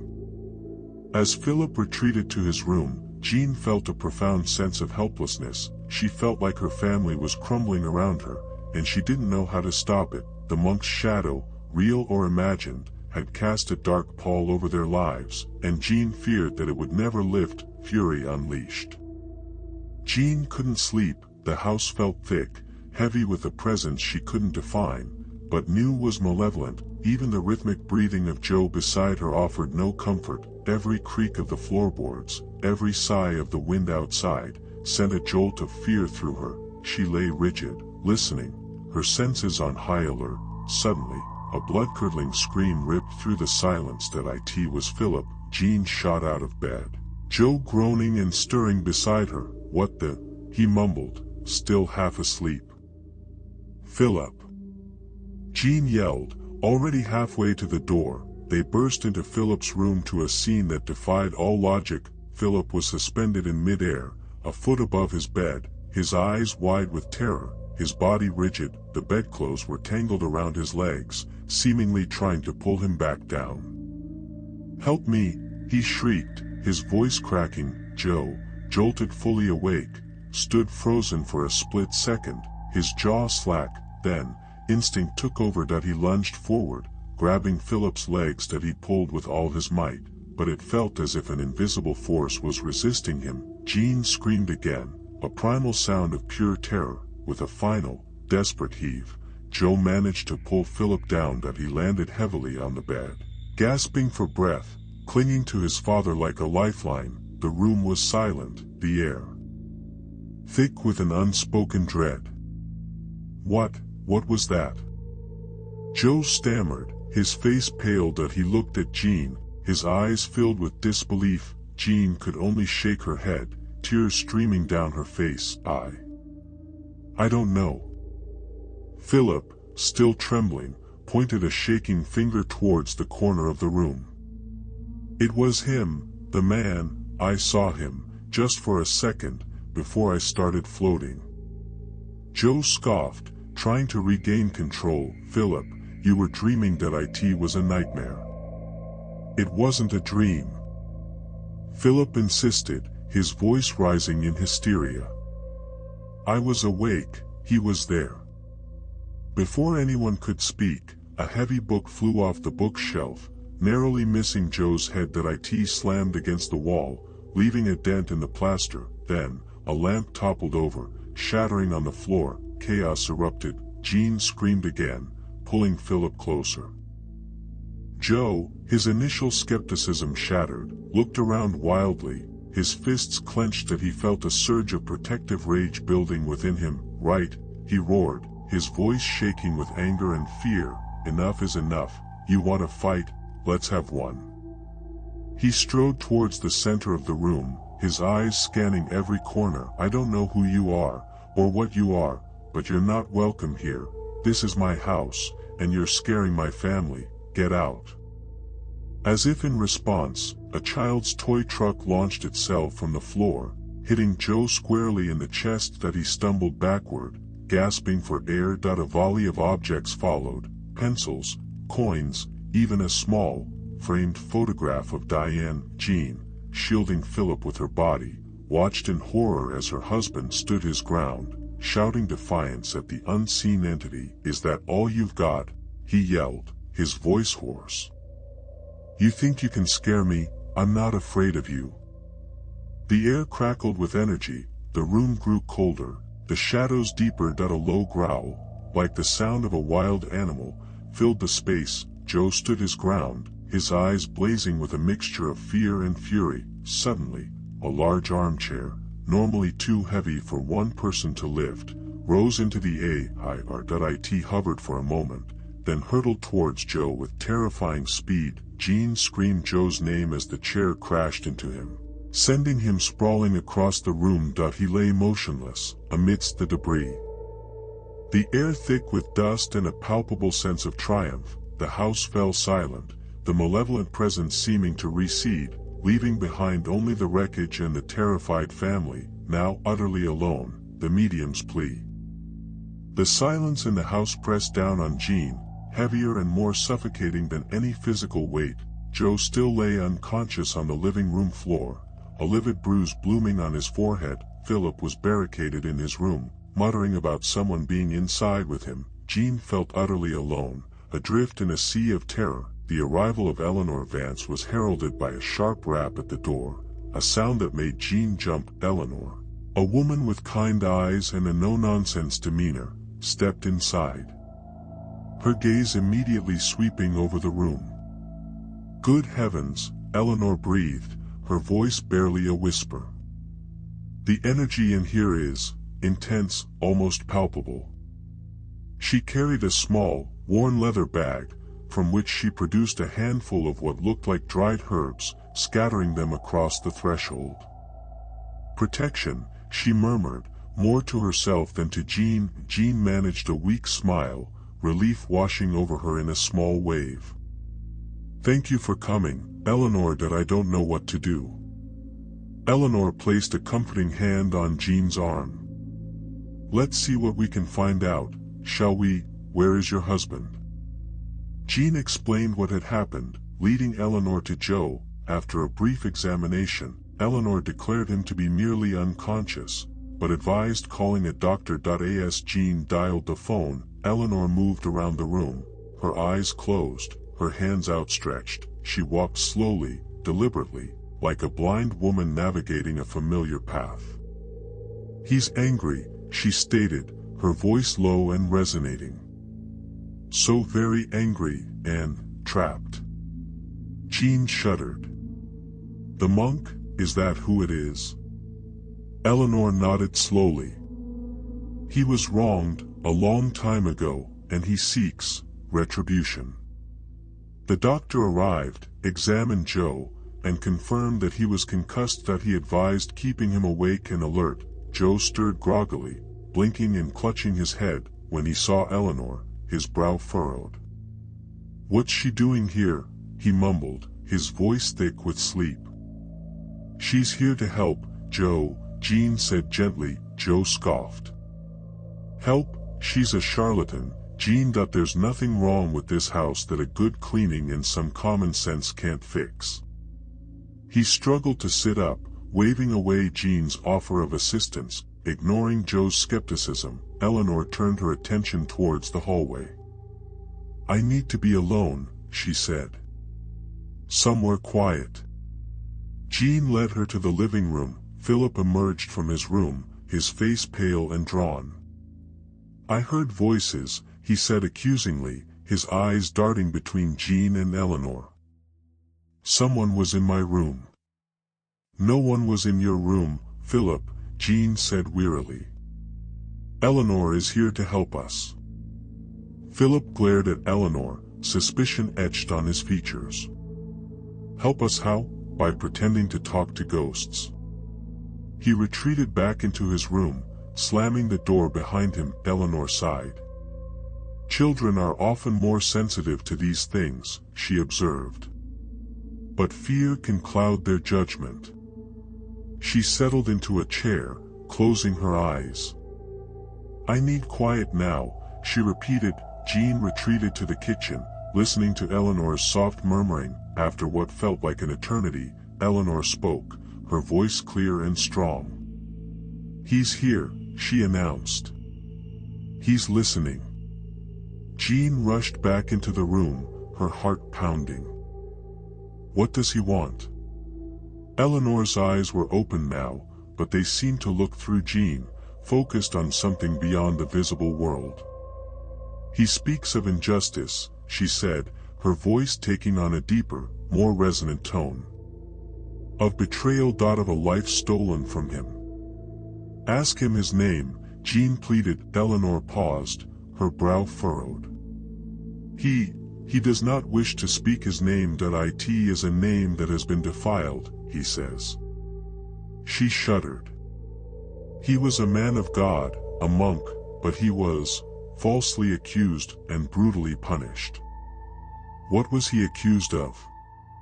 Jean asked, her voice barely a whisper. Eleanor's face contorted in a grimace. "A sacrilege," she said.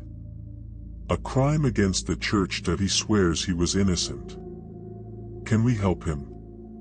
Jean asked, desperate for a solution. "Can we clear his name?" Eleanor's eyes flickered, returning to their normal focus. "I have asked him to forgive," she said, her voice her own again. "To find peace, but he refuses. His anger is too deep, his resentment too strong. He wants revenge."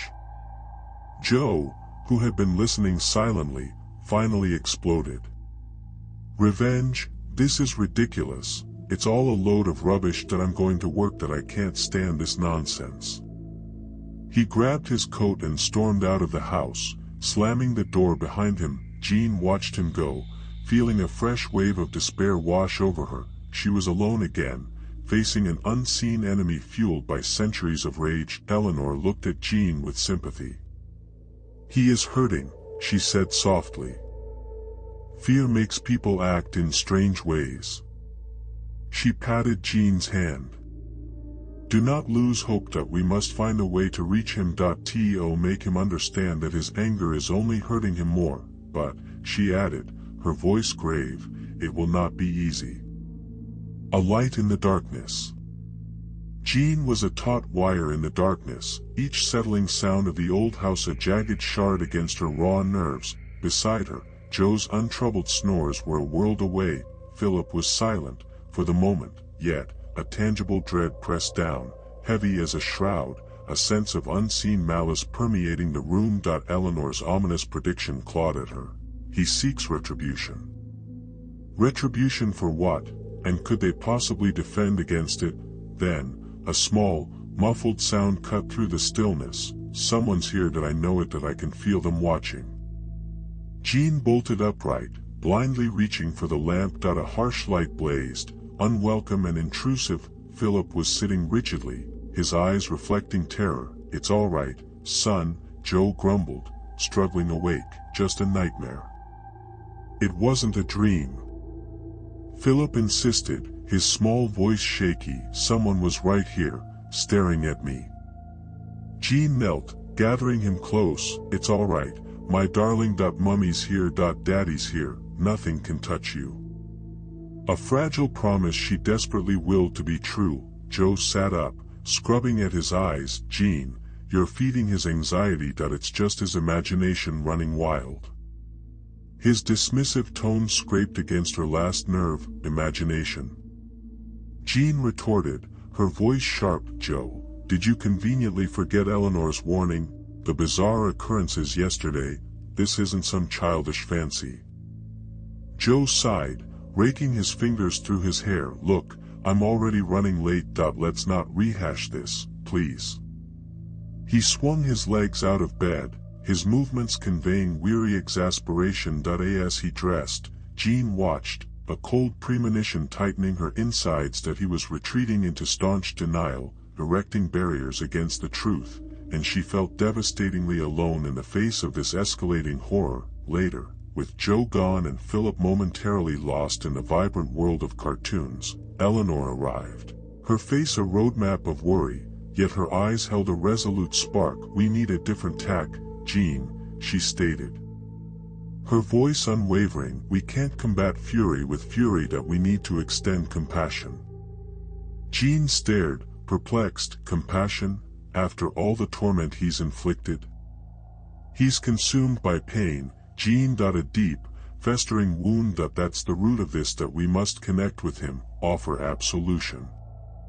Eleanor guided Jean and a hesitant Philip to the living room, requesting they sit in quiet solidarity, hands clasped. As she focused her energy, the room became heavy, buzzing with a palpable force. Eleanor closed her eyes, her breathing deepening into a measured rhythm. Then, a voice emerged, low and resonant, undeniably not her own. "We acknowledge your suffering." It resonated, the words directed towards the invisible tormentor. "We know you were wronged, but clinging to this bitterness, this resentment, only deepens your own agony. Release it, forgive those who have wronged you, and find your peace." Jean experienced a wave of comfort radiating from Eleanor, a flood of pure, unconditional empathy permeating the space. Philip, initially tense and wary, visibly softened, his grip on Jean's hand relaxing. Suddenly, an icy draft filled the room.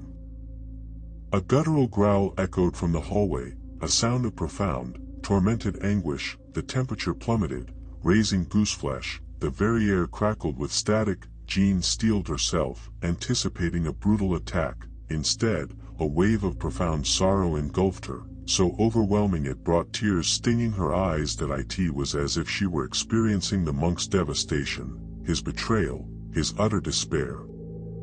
Eleanor continued to speak, her tone steadfast. "You are forgiven," she declared. "You are loved. Find your path to the light." The cold receded, the guttural sound vanished, and the oppressive atmosphere dissipated. The silence that followed was profound, almost ringing. Eleanor opened her eyes, her face pale but composed. "It's working," she breathed. "He's listening." During the following days, the poltergeist's manifestations noticeably waned. The violent outbursts became less frequent, less intense. The unsettling whispers faded into silence, objects remained still, and the oppressive ambience began to lift like a slowly dispersing fog. A fragile but definite sense of peace began to permeate the house. Joe, previously dismissive, couldn't ignore the change. He slept soundly through the nights, Philip's terrors diminished, and even the house seemed to exhale a sigh of relief. He didn't apologize outright for his initial skepticism, but he began assisting with household tasks unprompted and made an effort to engage with Philip's artwork, a small gesture of solidarity. One evening, watching Philip playing joyfully in the garden, Jean felt a spark of hope ignite, the first she had dared to feel in weeks. Perhaps, just perhaps, They could navigate their way back to some semblance of normalcy. Weeks later, Sarah Clark packed, preparing to depart from 30 East Drive. She hadn't discovered concrete evidence of a poltergeist, no conclusive proof to satiate her scientific curiosity, yet she had observed phenomena she couldn't rationally explain, sensed an undeniable presence, and witnessed the palpable terror in the faces of the Pritchard family. Standing in the doorway, gazing back at the unassuming residents, she conceded to the lingering enigma. Some questions, she surmised, might remain eternally unanswered. Certain experiences might forever defy logical comprehension, yet that didn't invalidate their importance, their power to impact those who encountered them. She carried the burden of the Pritchard's ordeal, a chronicle of dread, resilience, and the enduring strength of optimism confronting the unknown. Perhaps, she mused, the true horror wasn't the specter of a poltergeist,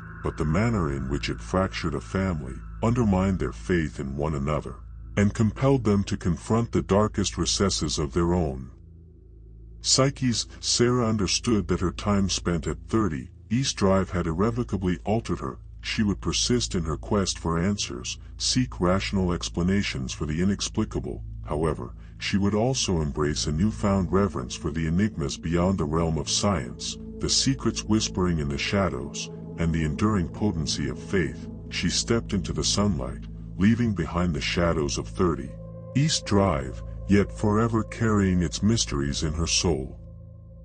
Nestled in the heart of Montgomery, Alabama, sits Huntingdon College, a beacon of Southern tradition and academic excellence. Its manicured lawns, stately brick buildings, and towering oaks whisper tales of a rich history dating back to 1854. A Methodist-affiliated institution, Huntingdon has long been lauded for its commitment to a liberal arts education, fostering a close-knit community, and instilling values of integrity and service. The college prides itself on its rigorous curriculum, its dedicated faculty, and the success of its alumni, who have gone on to make significant contributions in fields ranging from law and medicine to business and the arts. The campus exudes an aura of timeless charm. Sunlight filters through the leaves, dappling the walkways as students stroll to class. The air hums with the quiet energy of intellectual pursuit. On the surface, Huntingdon appears to be a tranquil haven, a place where young minds can flourish in a supportive and nurturing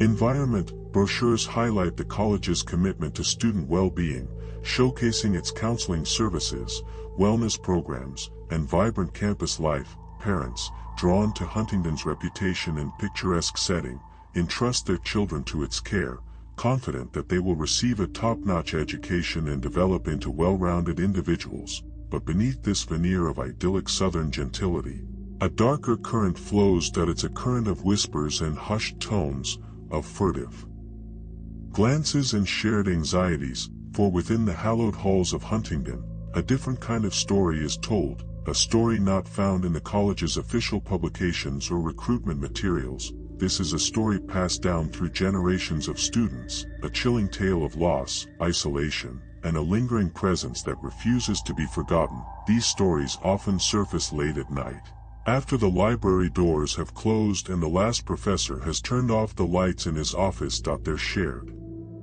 in hushed voices in dorm rooms, fueled by caffeine and a shared sense of apprehension. These are the stories of Pratt Hall. Pratt Hall, one of the oldest buildings on campus, is steeped in history. Its very stones seem to absorb and retain the echoes of the past. But it's not just the weight of history that gives Pratt Hall its unsettling atmosphere. It's something more, something intangible, yet palpable. It's a feeling of being watched, of a presence lingering just beyond the periphery of vision. It's the chilling sensation of a cold spot in an otherwise warm room, and, most disturbingly, it's the legend of the glowing red figure, said to drift through the halls at night, a spectral reminder of a tragedy that unfolded within its walls. While Huntingdon College presents a picture of Southern grace and academic excellence, many students know there's another side to the story. One whispered in the dead of night. It's a story that casts a long shadow over Pratt Hall, and a story that continues to haunt the dreams of those who dare to listen. It's a story about a student driven to despair, and a spirit that refuses to rest. Pratt Hall stands as a stoic sentinel on the Huntingdon College campus, its red brick facade a stark contrast to the verdant green of the surrounding landscape. Constructed in the late 19th century, it is one of the oldest buildings on campus. A tangible link to the college's formative years, its architecture is a blend of Victorian and Romanesque styles. Characterized by arched windows, imposing columns, and a grand entrance that hints at a bygone era of Southern elegance. Originally designed as a dormitory for female students, Pratt Hall has, over the decades, served various purposes, including classrooms, faculty offices, and even a temporary library. Today, it primarily functions as a residence hall, housing a mix of freshmen and upperclassmen.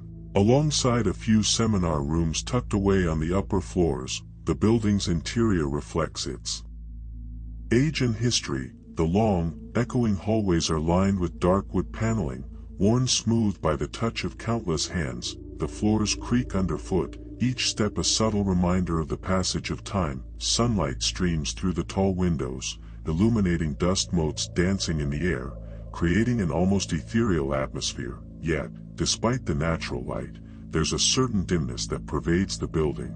A sense of shadows clinging to the corners, as if the walls themselves are holding on to secrets. The rooms in Pratt Hall vary in size and layout, but they all share a common characteristic: a feeling of being lived in, of being imbued with the energy of past occupants. Some rooms are bright and airy, filled with the personal touches of current residents. Others feel strangely empty, as if the previous occupants had just vanished, leaving behind a lingering sense of absence.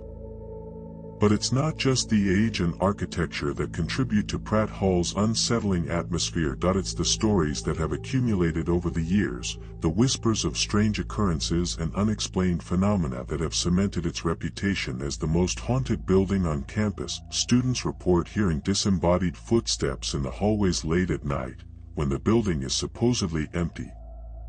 Doors are said to open and close on their own, and lights flicker inexplicably. Some students claim to have felt a cold hand on their shoulder or the sensation of being watched while they sleep. And then, of course, there's the legend of the glowing red figure. Sightings are most frequently reported on the 3rd floor, near the room where the student is believed to have taken her own life. Those who claim to have seen the figure describe it as a shimmering, translucent form, radiating a faint red glow. It is said to drift silently through the hallways, its presence accompanied by a sudden drop in temperature and an overwhelming sense of dread. Whether these stories are true or simply the product of overactive imaginations, they have undeniably shaped the atmosphere of Pratt Hall. The building carries a palpable sense of unease, a feeling that something is not quite right. Even students who dismiss the stories as folklore admit to feeling a certain apprehension when walking through its halls alone at night. Pratt Hall is more than just a building, it's a repository of history, a breeding ground for legends, and a place where the line between the living and the dead seems to blur. It stands as a silent testament to the enduring power of stories and the lingering impact of tragedy. The legend of the glowing red figure is more than just a ghost story. It's a cultural phenomenon within Huntingdon College. It's a tale whispered in hushed tones during late-night study sessions.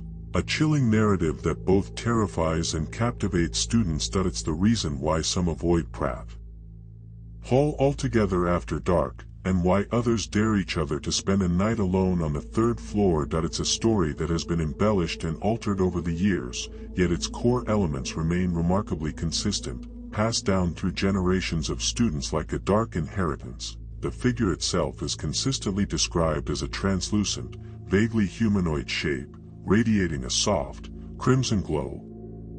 The intensity of the glow reportedly varies, sometimes appearing as a faint ember, barely visible in the darkness, and other times as a vibrant, pulsating light that illuminates the surrounding area. Some witnesses claim to have seen discernible features, a long, flowing gown, or a sorrowful expression etched on its face, while others describe it as a more amorphous, indistinct form. What remains constant is the color, a deep, unsettling red that seems to defy any natural explanation.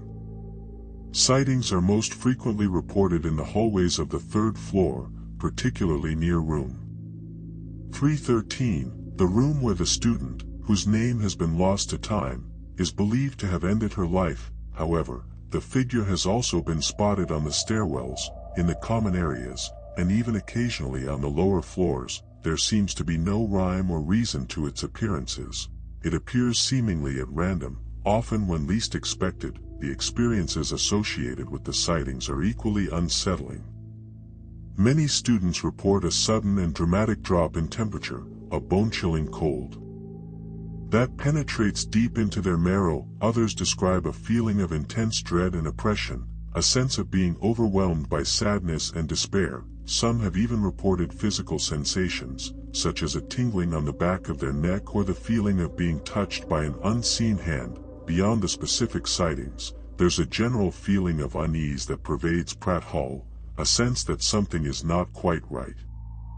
Students often report feeling watched. Even when they are alone, they hear unexplained noises, whispers, footsteps, and faint sobs that seem to emanate from within the walls. Objects move on their own, doors slam shut, and lights flicker erratically. These subtle but persistent phenomena contribute to the overall sense of dread and make Pratt Hall a place that many students find difficult to inhabit comfortably. The legend of the glowing red figure has had a profound impact on the culture of Huntingdon College. It has become a part of the college's identity, a dark secret that is both feared and embraced. It serves as a cautionary tale, a reminder of the importance of empathy and compassion. It also provides a sense of shared experience, a common bond that unites students across generations. Whether they believe in the legend or not, they are all aware of it, and its presence shapes their perception of Pratt Hall and the college as a whole. It's a story that continues to evolve, to be retold and reinterpreted, ensuring that the memory of the lost student, and the mystery of the glowing red figure, will continue to haunt the halls of Huntingdon College for years to come. The story behind the glowing red figure is a somber one, a tragedy that underscores the fragility of the human spirit and the devastating consequences of isolation and cruelty. While her name has faded from official records and the collective memory of the college, her story persists, woven into the fabric of Huntingdon's folklore.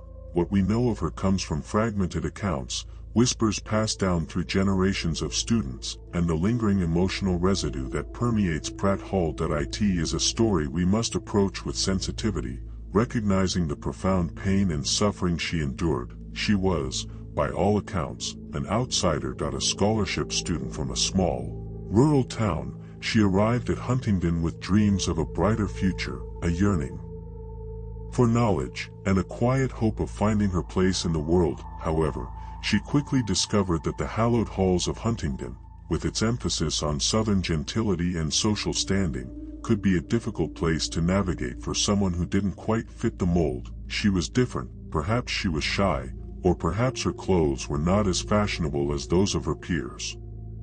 Perhaps she simply didn't possess the social graces that were so highly valued in that environment. Whatever the reason, she found herself increasingly isolated, excluded from the social circles that defined campus life. This isolation soon morphed into something far more insidious: bullying. She became the target of cruel jokes and malicious gossip. Her belongings were vandalized, and she was often subjected to public humiliation. The details of the bullying are vague, but the underlying intent was clear: to make her feel unwelcome, unwanted, and utterly alone. The bullying took a heavy toll on her. She became withdrawn and despondent, spending most of her time alone in her room in Pratt Hall. She stopped attending social events and even began to miss classes. Her grades plummeted, and her once bright spirit seemed to dim with each passing day. It's important to remember that bullying is rarely a single, isolated incident. It is often a sustained campaign of harassment and intimidation that can erode a person's self-esteem and sense of worth.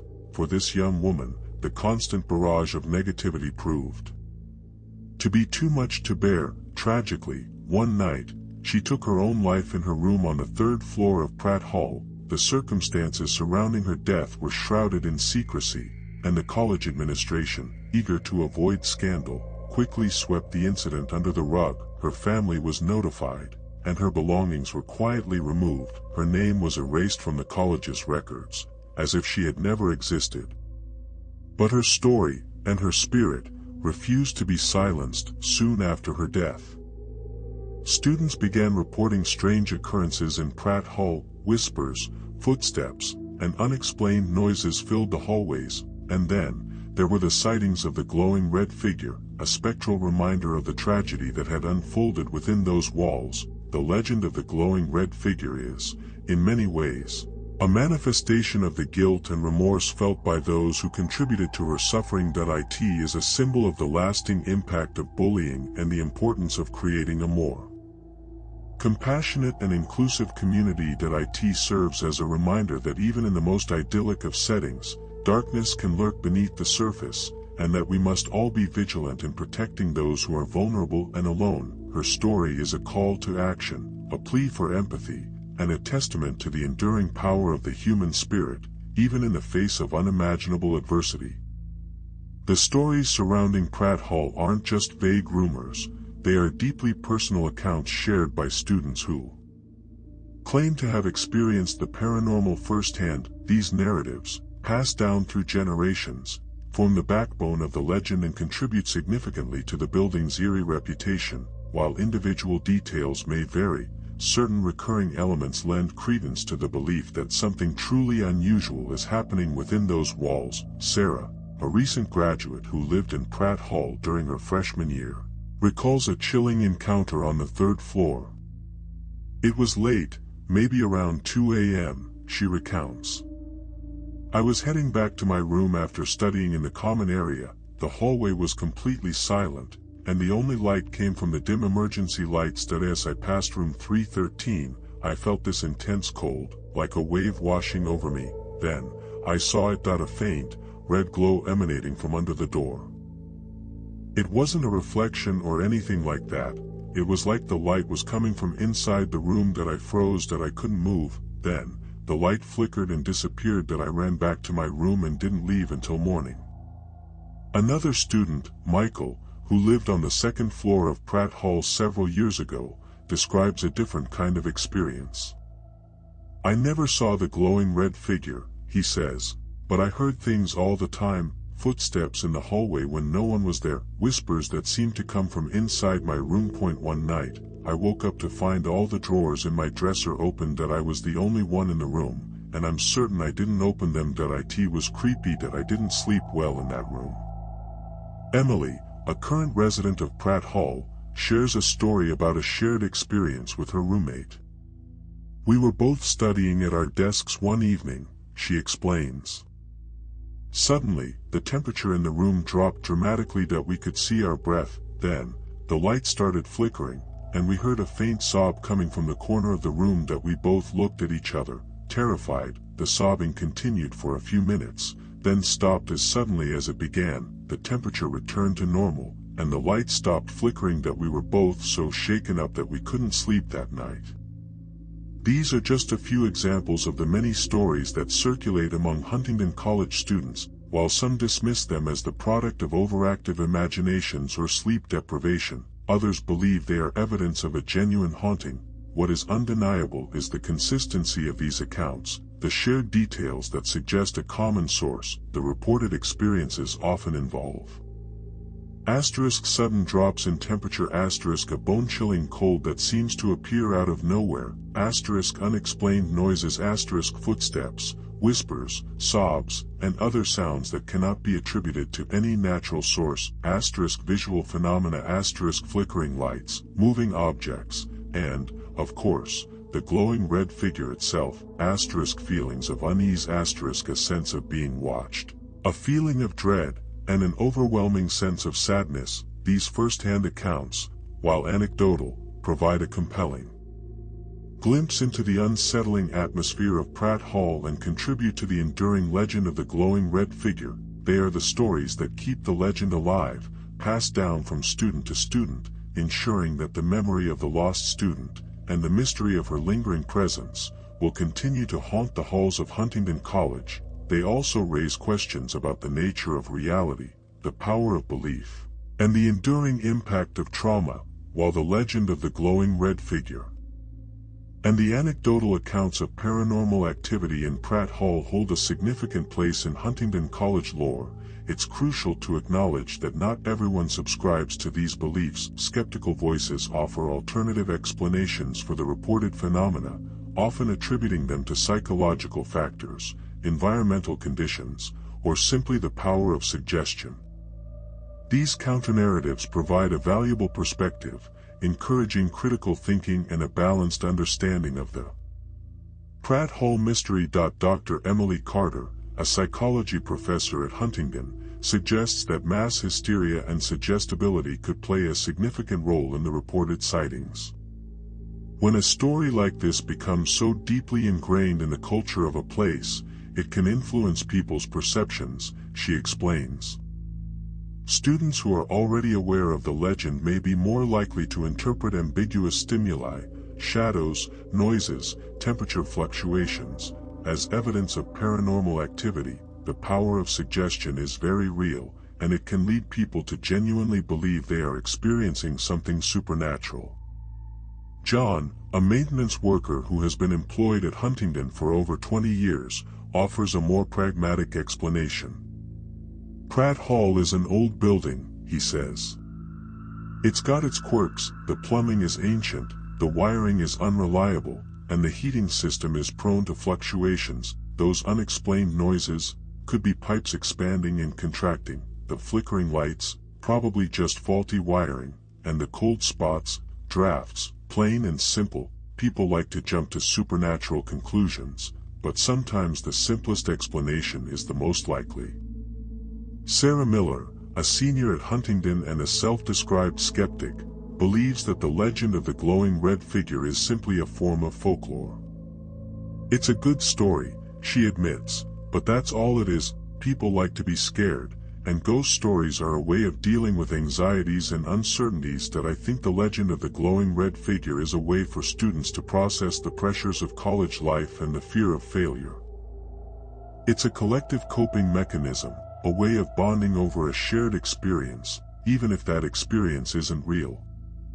These skeptical viewpoints highlight the importance of considering alternative explanations for the reported phenomena in Pratt Hall. They remind us that human perception is fallible, that our brains are wired to find patterns and make connections, even when those patterns and connections don't exist. They also underscore the power of suggestion and the influence of cultural narratives on our beliefs and experiences. Furthermore, some point out the lack of concrete evidence to support the claims of a haunting. No credible photographs or videos of the glowing red figure have ever surfaced, and no scientific investigations have yielded conclusive results. The stories are all anecdotal, relying on personal accounts that are often subjective and open to interpretation. The counter-narratives don't necessarily invalidate the experiences of those who claim to have witnessed paranormal activity in Pratt Hall. They simply offer a different perspective, a reminder that there may be rational explanations for the seemingly irrational. By considering these alternative viewpoints, we can gain a more nuanced and comprehensive understanding of the Pratt Hall mystery and avoid jumping to conclusions based solely on anecdotal evidence and cultural folklore. The truth, as always, likely lies somewhere in the gray area between belief and skepticism. To truly understand the legend of the glowing red figure and its enduring presence at Huntingdon College, it's essential to consider the broader historical context of suicide on college campuses and the factors that can contribute to feelings of isolation, despair, and hopelessness among students. The story of the student who died in Pratt Hall is not an isolated incident. It is part of a larger, more complex narrative about mental health and well-being in higher education. Suicide has been a persistent concern on college campuses for decades, with rates fluctuating but consistently remaining a significant source of worry for administrators, faculty, and students alike. while accurate historical data can be difficult to obtain due to variations in reporting and data collection methods, research suggests that suicide is a leading cause of death among college students, second only to accidents. Several factors can contribute to the increased risk of suicide among college students. The transition to college life can be a challenging one, marked by academic pressures, social anxieties, financial stressors, and the need to navigate new and unfamiliar environments. Students may experience feelings of homesickness, loneliness, and a lack of belonging, particularly if they are far from home or come from different cultural or socio-economic backgrounds. Academic pressure is a significant contributor to stress and anxiety among college students. The pressure to succeed, to maintain a high GPA, and to secure a desirable career can be overwhelming. Students may feel compelled to sacrifice their physical and mental well-being in pursuit of academic achievement, leading to burnout, exhaustion, and a sense of hopelessness. Social isolation is another key factor. Many students struggle to form meaningful connections with their peers, particularly in large and impersonal university settings. They may feel excluded from social circles or experience difficulties navigating complex social dynamics.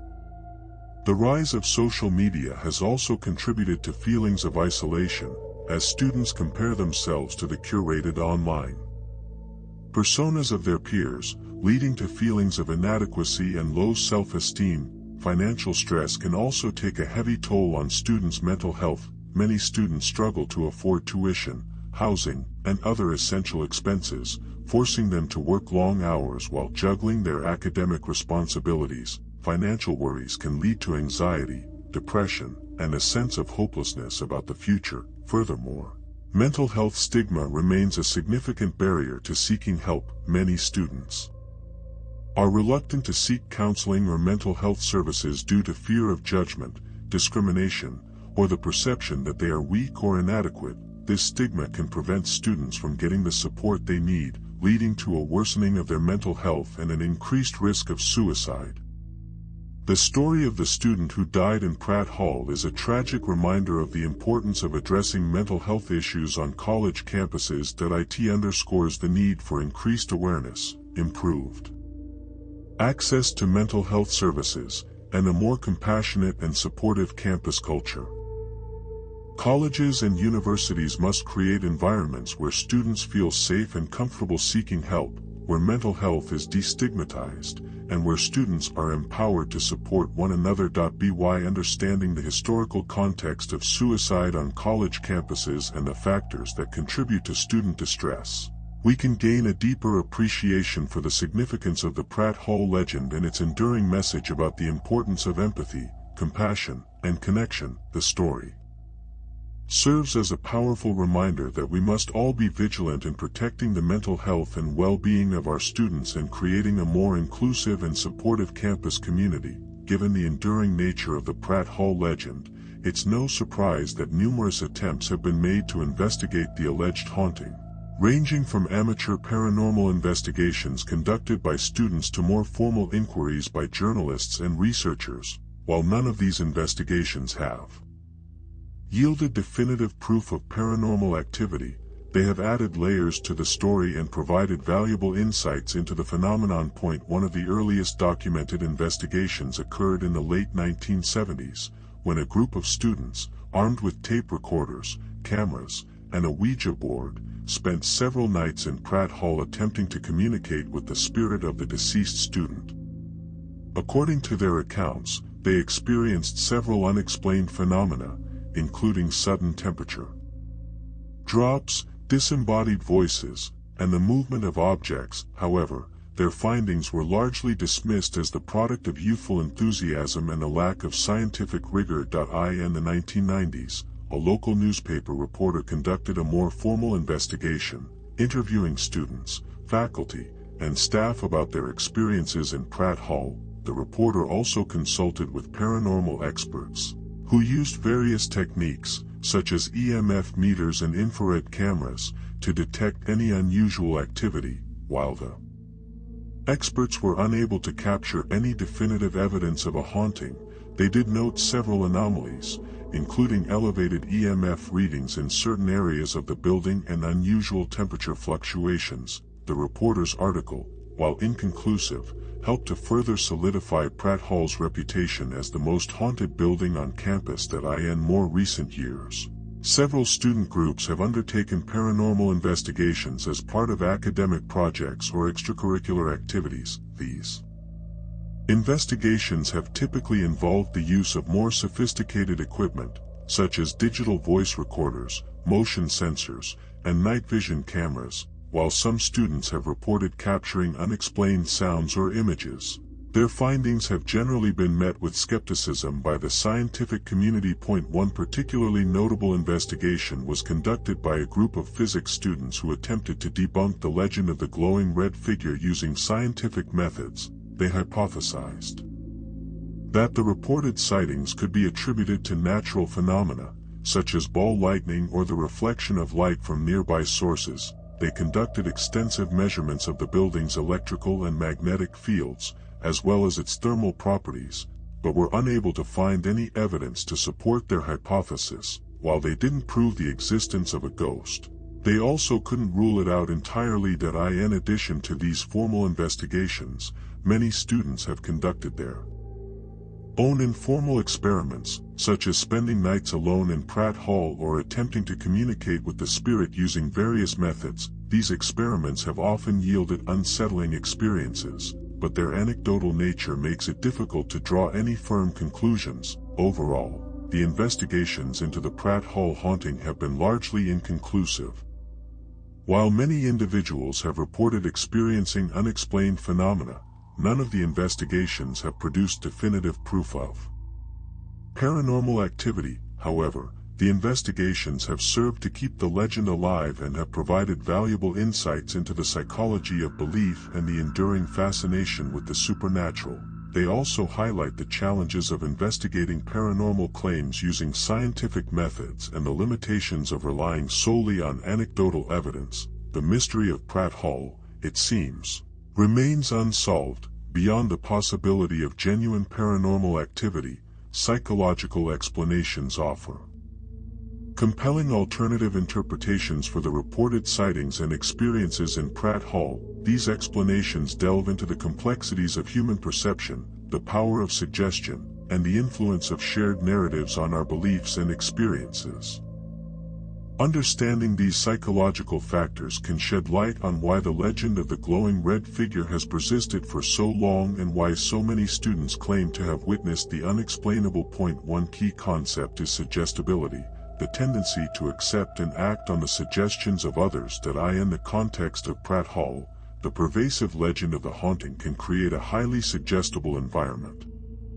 Students who are already aware of the story may be more likely to interpret ambiguous stimuli as evidence of paranormal activity, essentially priming them to see or hear things that aren't necessarily there. The power of suggestion further amplifies this effect. When individuals are told that a particular place is haunted, they may be more likely to experience fear, anxiety, and other emotions associated with paranormal encounters. These emotions, in turn, can alter their perceptions and make them more susceptible to suggestion. For example, a student who is already nervous about spending the night in Pratt Hall may be more likely to misinterpret a creaking floorboard as a disembodied footstep or a shadow as the glowing red figure. Pareidolia, the tendency to perceive meaningful patterns in random or ambiguous stimuli, is another relevant psychological phenomenon. Our brains are wired to seek out patterns, even when those patterns don't exist.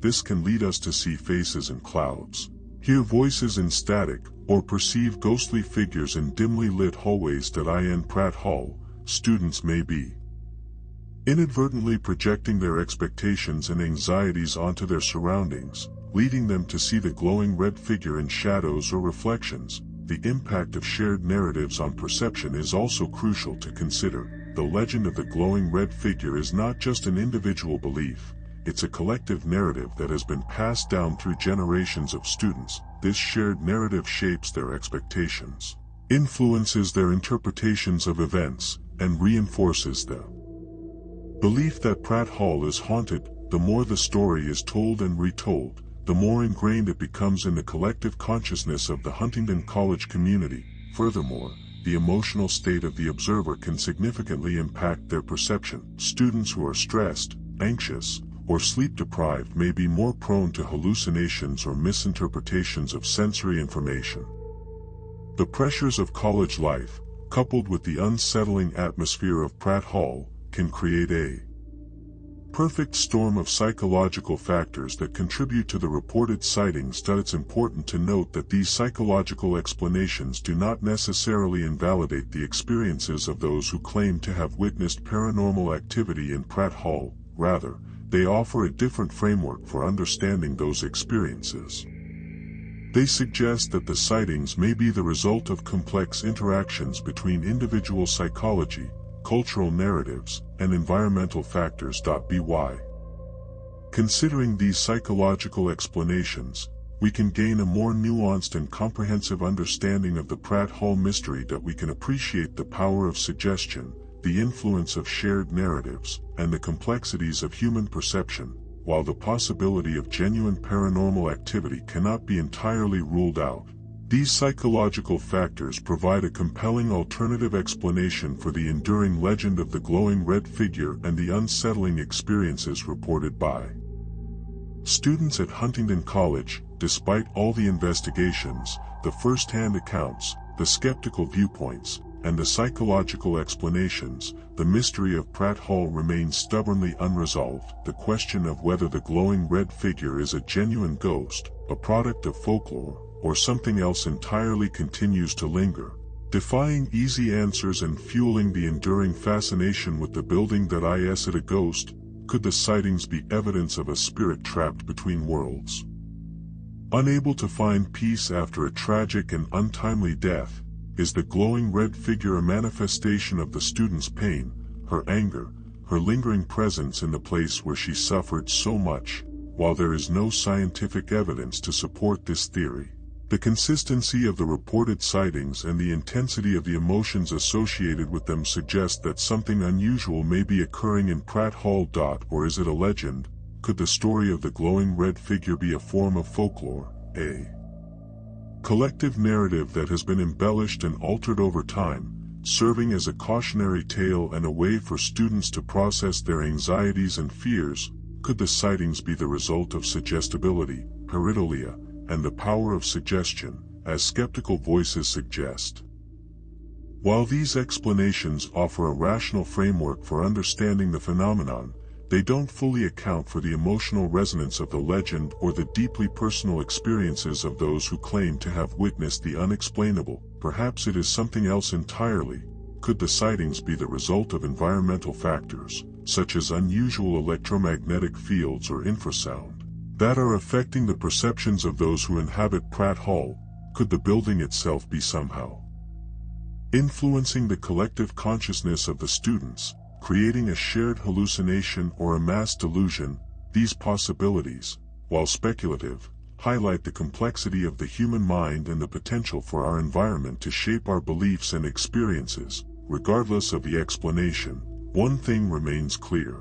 The story of Pratt Hall is ultimately a story about human tragedy. It is a story about a young woman who was isolated, bullied, and driven to despair. It is a story about the importance of empathy, compassion, and connection. It is a story about the devastating consequences of mental health stigma and the need for increased awareness and support for students who are struggling. The legend of the glowing red figure serves as a constant reminder of this tragedy, a spectral echo of a life lost too soon. Whether the figure is a genuine ghost or a product of the collective imagination, it represents the enduring impact of trauma and the importance of remembering those who have been marginalized and forgotten. The ambiguity of the situation is perhaps the most compelling aspect of the Pratt Hall mystery. The lack of definitive answers allows for a range of interpretations and invites us to consider the limitations of our knowledge and the complexities of the human experience. It challenges us to question our assumptions, to be open to different perspectives, and to recognize the power of both belief and skepticism. In the end, the enduring mystery of Pratt Hall is not just about ghosts and legends, It's about the human condition, that it's about the search for meaning, the fear of the unknown, and the enduring power of stories to shape our understanding of the world, and it's about the importance of remembering the human tragedy at the heart of the story, ensuring that the memory of the lost student, and the lessons of her life, will continue to resonate for generations to come. Huntingdon College's response to the legend of the glowing red figure and the broader issue of mental health on campus is complex, reflecting a delicate balance between acknowledging the concerns of students, maintaining the college's reputation, and adhering to its historical and religious values. While the administration does not actively promote or endorse the legend of Pratt Hall, it also doesn't explicitly deny it, opting instead for a more nuanced approach that prioritizes student well-being and mental health resources. Officially, Huntingdon College does not acknowledge the existence of the glowing red figure or any paranormal activity in Pratt Hall. The administration avoids discussing the legend in official publications, campus tours, or recruitment materials. When directly asked about the haunting, college officials typically offer vague responses, emphasizing the historical significance of Pratt Hall and the importance of respecting the past. However, unofficially, the administration is aware of the legend and its impact on student life. They understand that the story is a part of the college's culture and that it can be a source of anxiety for some students. To address these concerns, the college has taken steps to improve mental health resources and create a more supportive campus environment. In recent years, Huntingdon College has significantly expanded its counseling services, offering a range of individual and group therapy options to students. The college has also implemented a mental health awareness campaign aimed at destigmatizing mental illness and encouraging students to seek help when they need it. The campaign includes workshops, seminars, and peer support groups, all designed to promote mental well-being and reduce the risk of suicide. The college also has a strong emphasis on creating a close-knit community, fostering a sense of belonging and support among students. Resident advisors are trained to recognize signs of distress and to connect students with appropriate resources. The college also hosts a variety of social events and activities, designed to promote social interaction and reduce feelings of isolation. Furthermore, Huntingdon College has implemented policies to address bullying and harassment, creating a safer and more inclusive environment for all students. The college has a zero-tolerance policy for bullying, and students who engage in such behavior are subject to disciplinary action. The college also provides resources for students who have been bullied, including counseling and support groups. Despite these efforts, some students feel that the college could be doing more to address the legend of Pratt Hall and the underlying issues of mental health and well-being. They argue that the college's silence on the haunting only serves to perpetuate the mystery and to create a sense of unease among students. They also feel that the college should be more transparent about its history, including the tragic death of the student in Pratt Hall. Others believe that the college's approach is appropriate, balancing the need to acknowledge student concerns with the desire to maintain the college's reputation and to avoid sensationalizing the tragedy. They argue that focusing on mental health resources and creating a supportive campus environment is the most effective way to address the underlying issues and to prevent future tragedies. Ultimately, Huntingdon College's response to the legend of the glowing red figure and the broader issue of mental health is an ongoing process, one that requires constant dialogue and collaboration between students, faculty, staff, and administrators.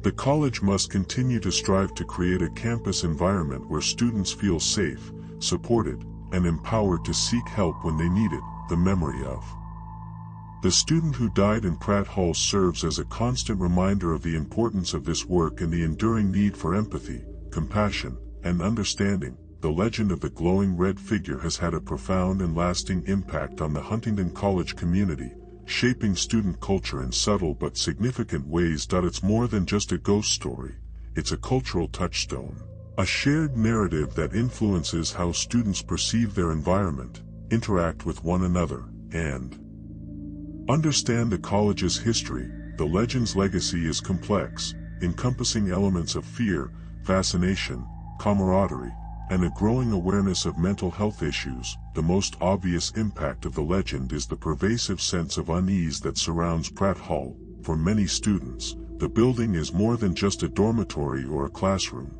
It's a place imbued with a sense of mystery and potential danger. Some students actively avoid Pratt Hall after dark, while others are drawn to it, seeking to experience the paranormal firsthand. This creates a dynamic tension within the student body, a push and pull between fear and curiosity. The legend also fosters a sense of camaraderie among students. Sharing stories about Pratt Hall and the glowing red figure is a bonding experience, a way for students to connect with one another and to feel like they are part of something larger than themselves. The shared experience of living in or visiting Pratt Hall, coupled with the shared knowledge of the legend, creates a sense of community and shared identity. Furthermore, the legend serves as a cautionary tale, reminding students of the importance of empathy, compassion, and connection. The story of the student who died in Pratt Hall is a tragic example of what can happen when individuals are isolated, bullied, and deprived of support. The legend serves as a reminder that we must all be vigilant in protecting those who are vulnerable and alone, and that we must create a more inclusive and supportive campus community. In recent years, the legend has also contributed to a growing awareness of mental health issues on campus. As students have become more aware of the story behind the glowing red figure, they have also become more attuned to the importance of mental well-being and the need for increased support services. The legend has helped to spark conversations about mental health stigma, bullying, and the challenges faced by college students. The legend has also inspired creativity and artistic expression among students. Some students have written poems, stories, and songs about the glowing red figure, while others have created visual art inspired by the legend. These artistic endeavors provide a way for students to process their emotions and to explore the themes of loss, isolation, and hope. However, the legend's legacy is not without its challenges. The pervasive sense of unease surrounding Pratt Hall can be a source of anxiety for some students, particularly those who are already struggling with mental health issues. The legend can also perpetuate stereotypes and misconceptions about mental illness, reinforcing the stigma that prevents many students from seeking help. Furthermore, the legend can sometimes overshadow the human tragedy at the heart of the story.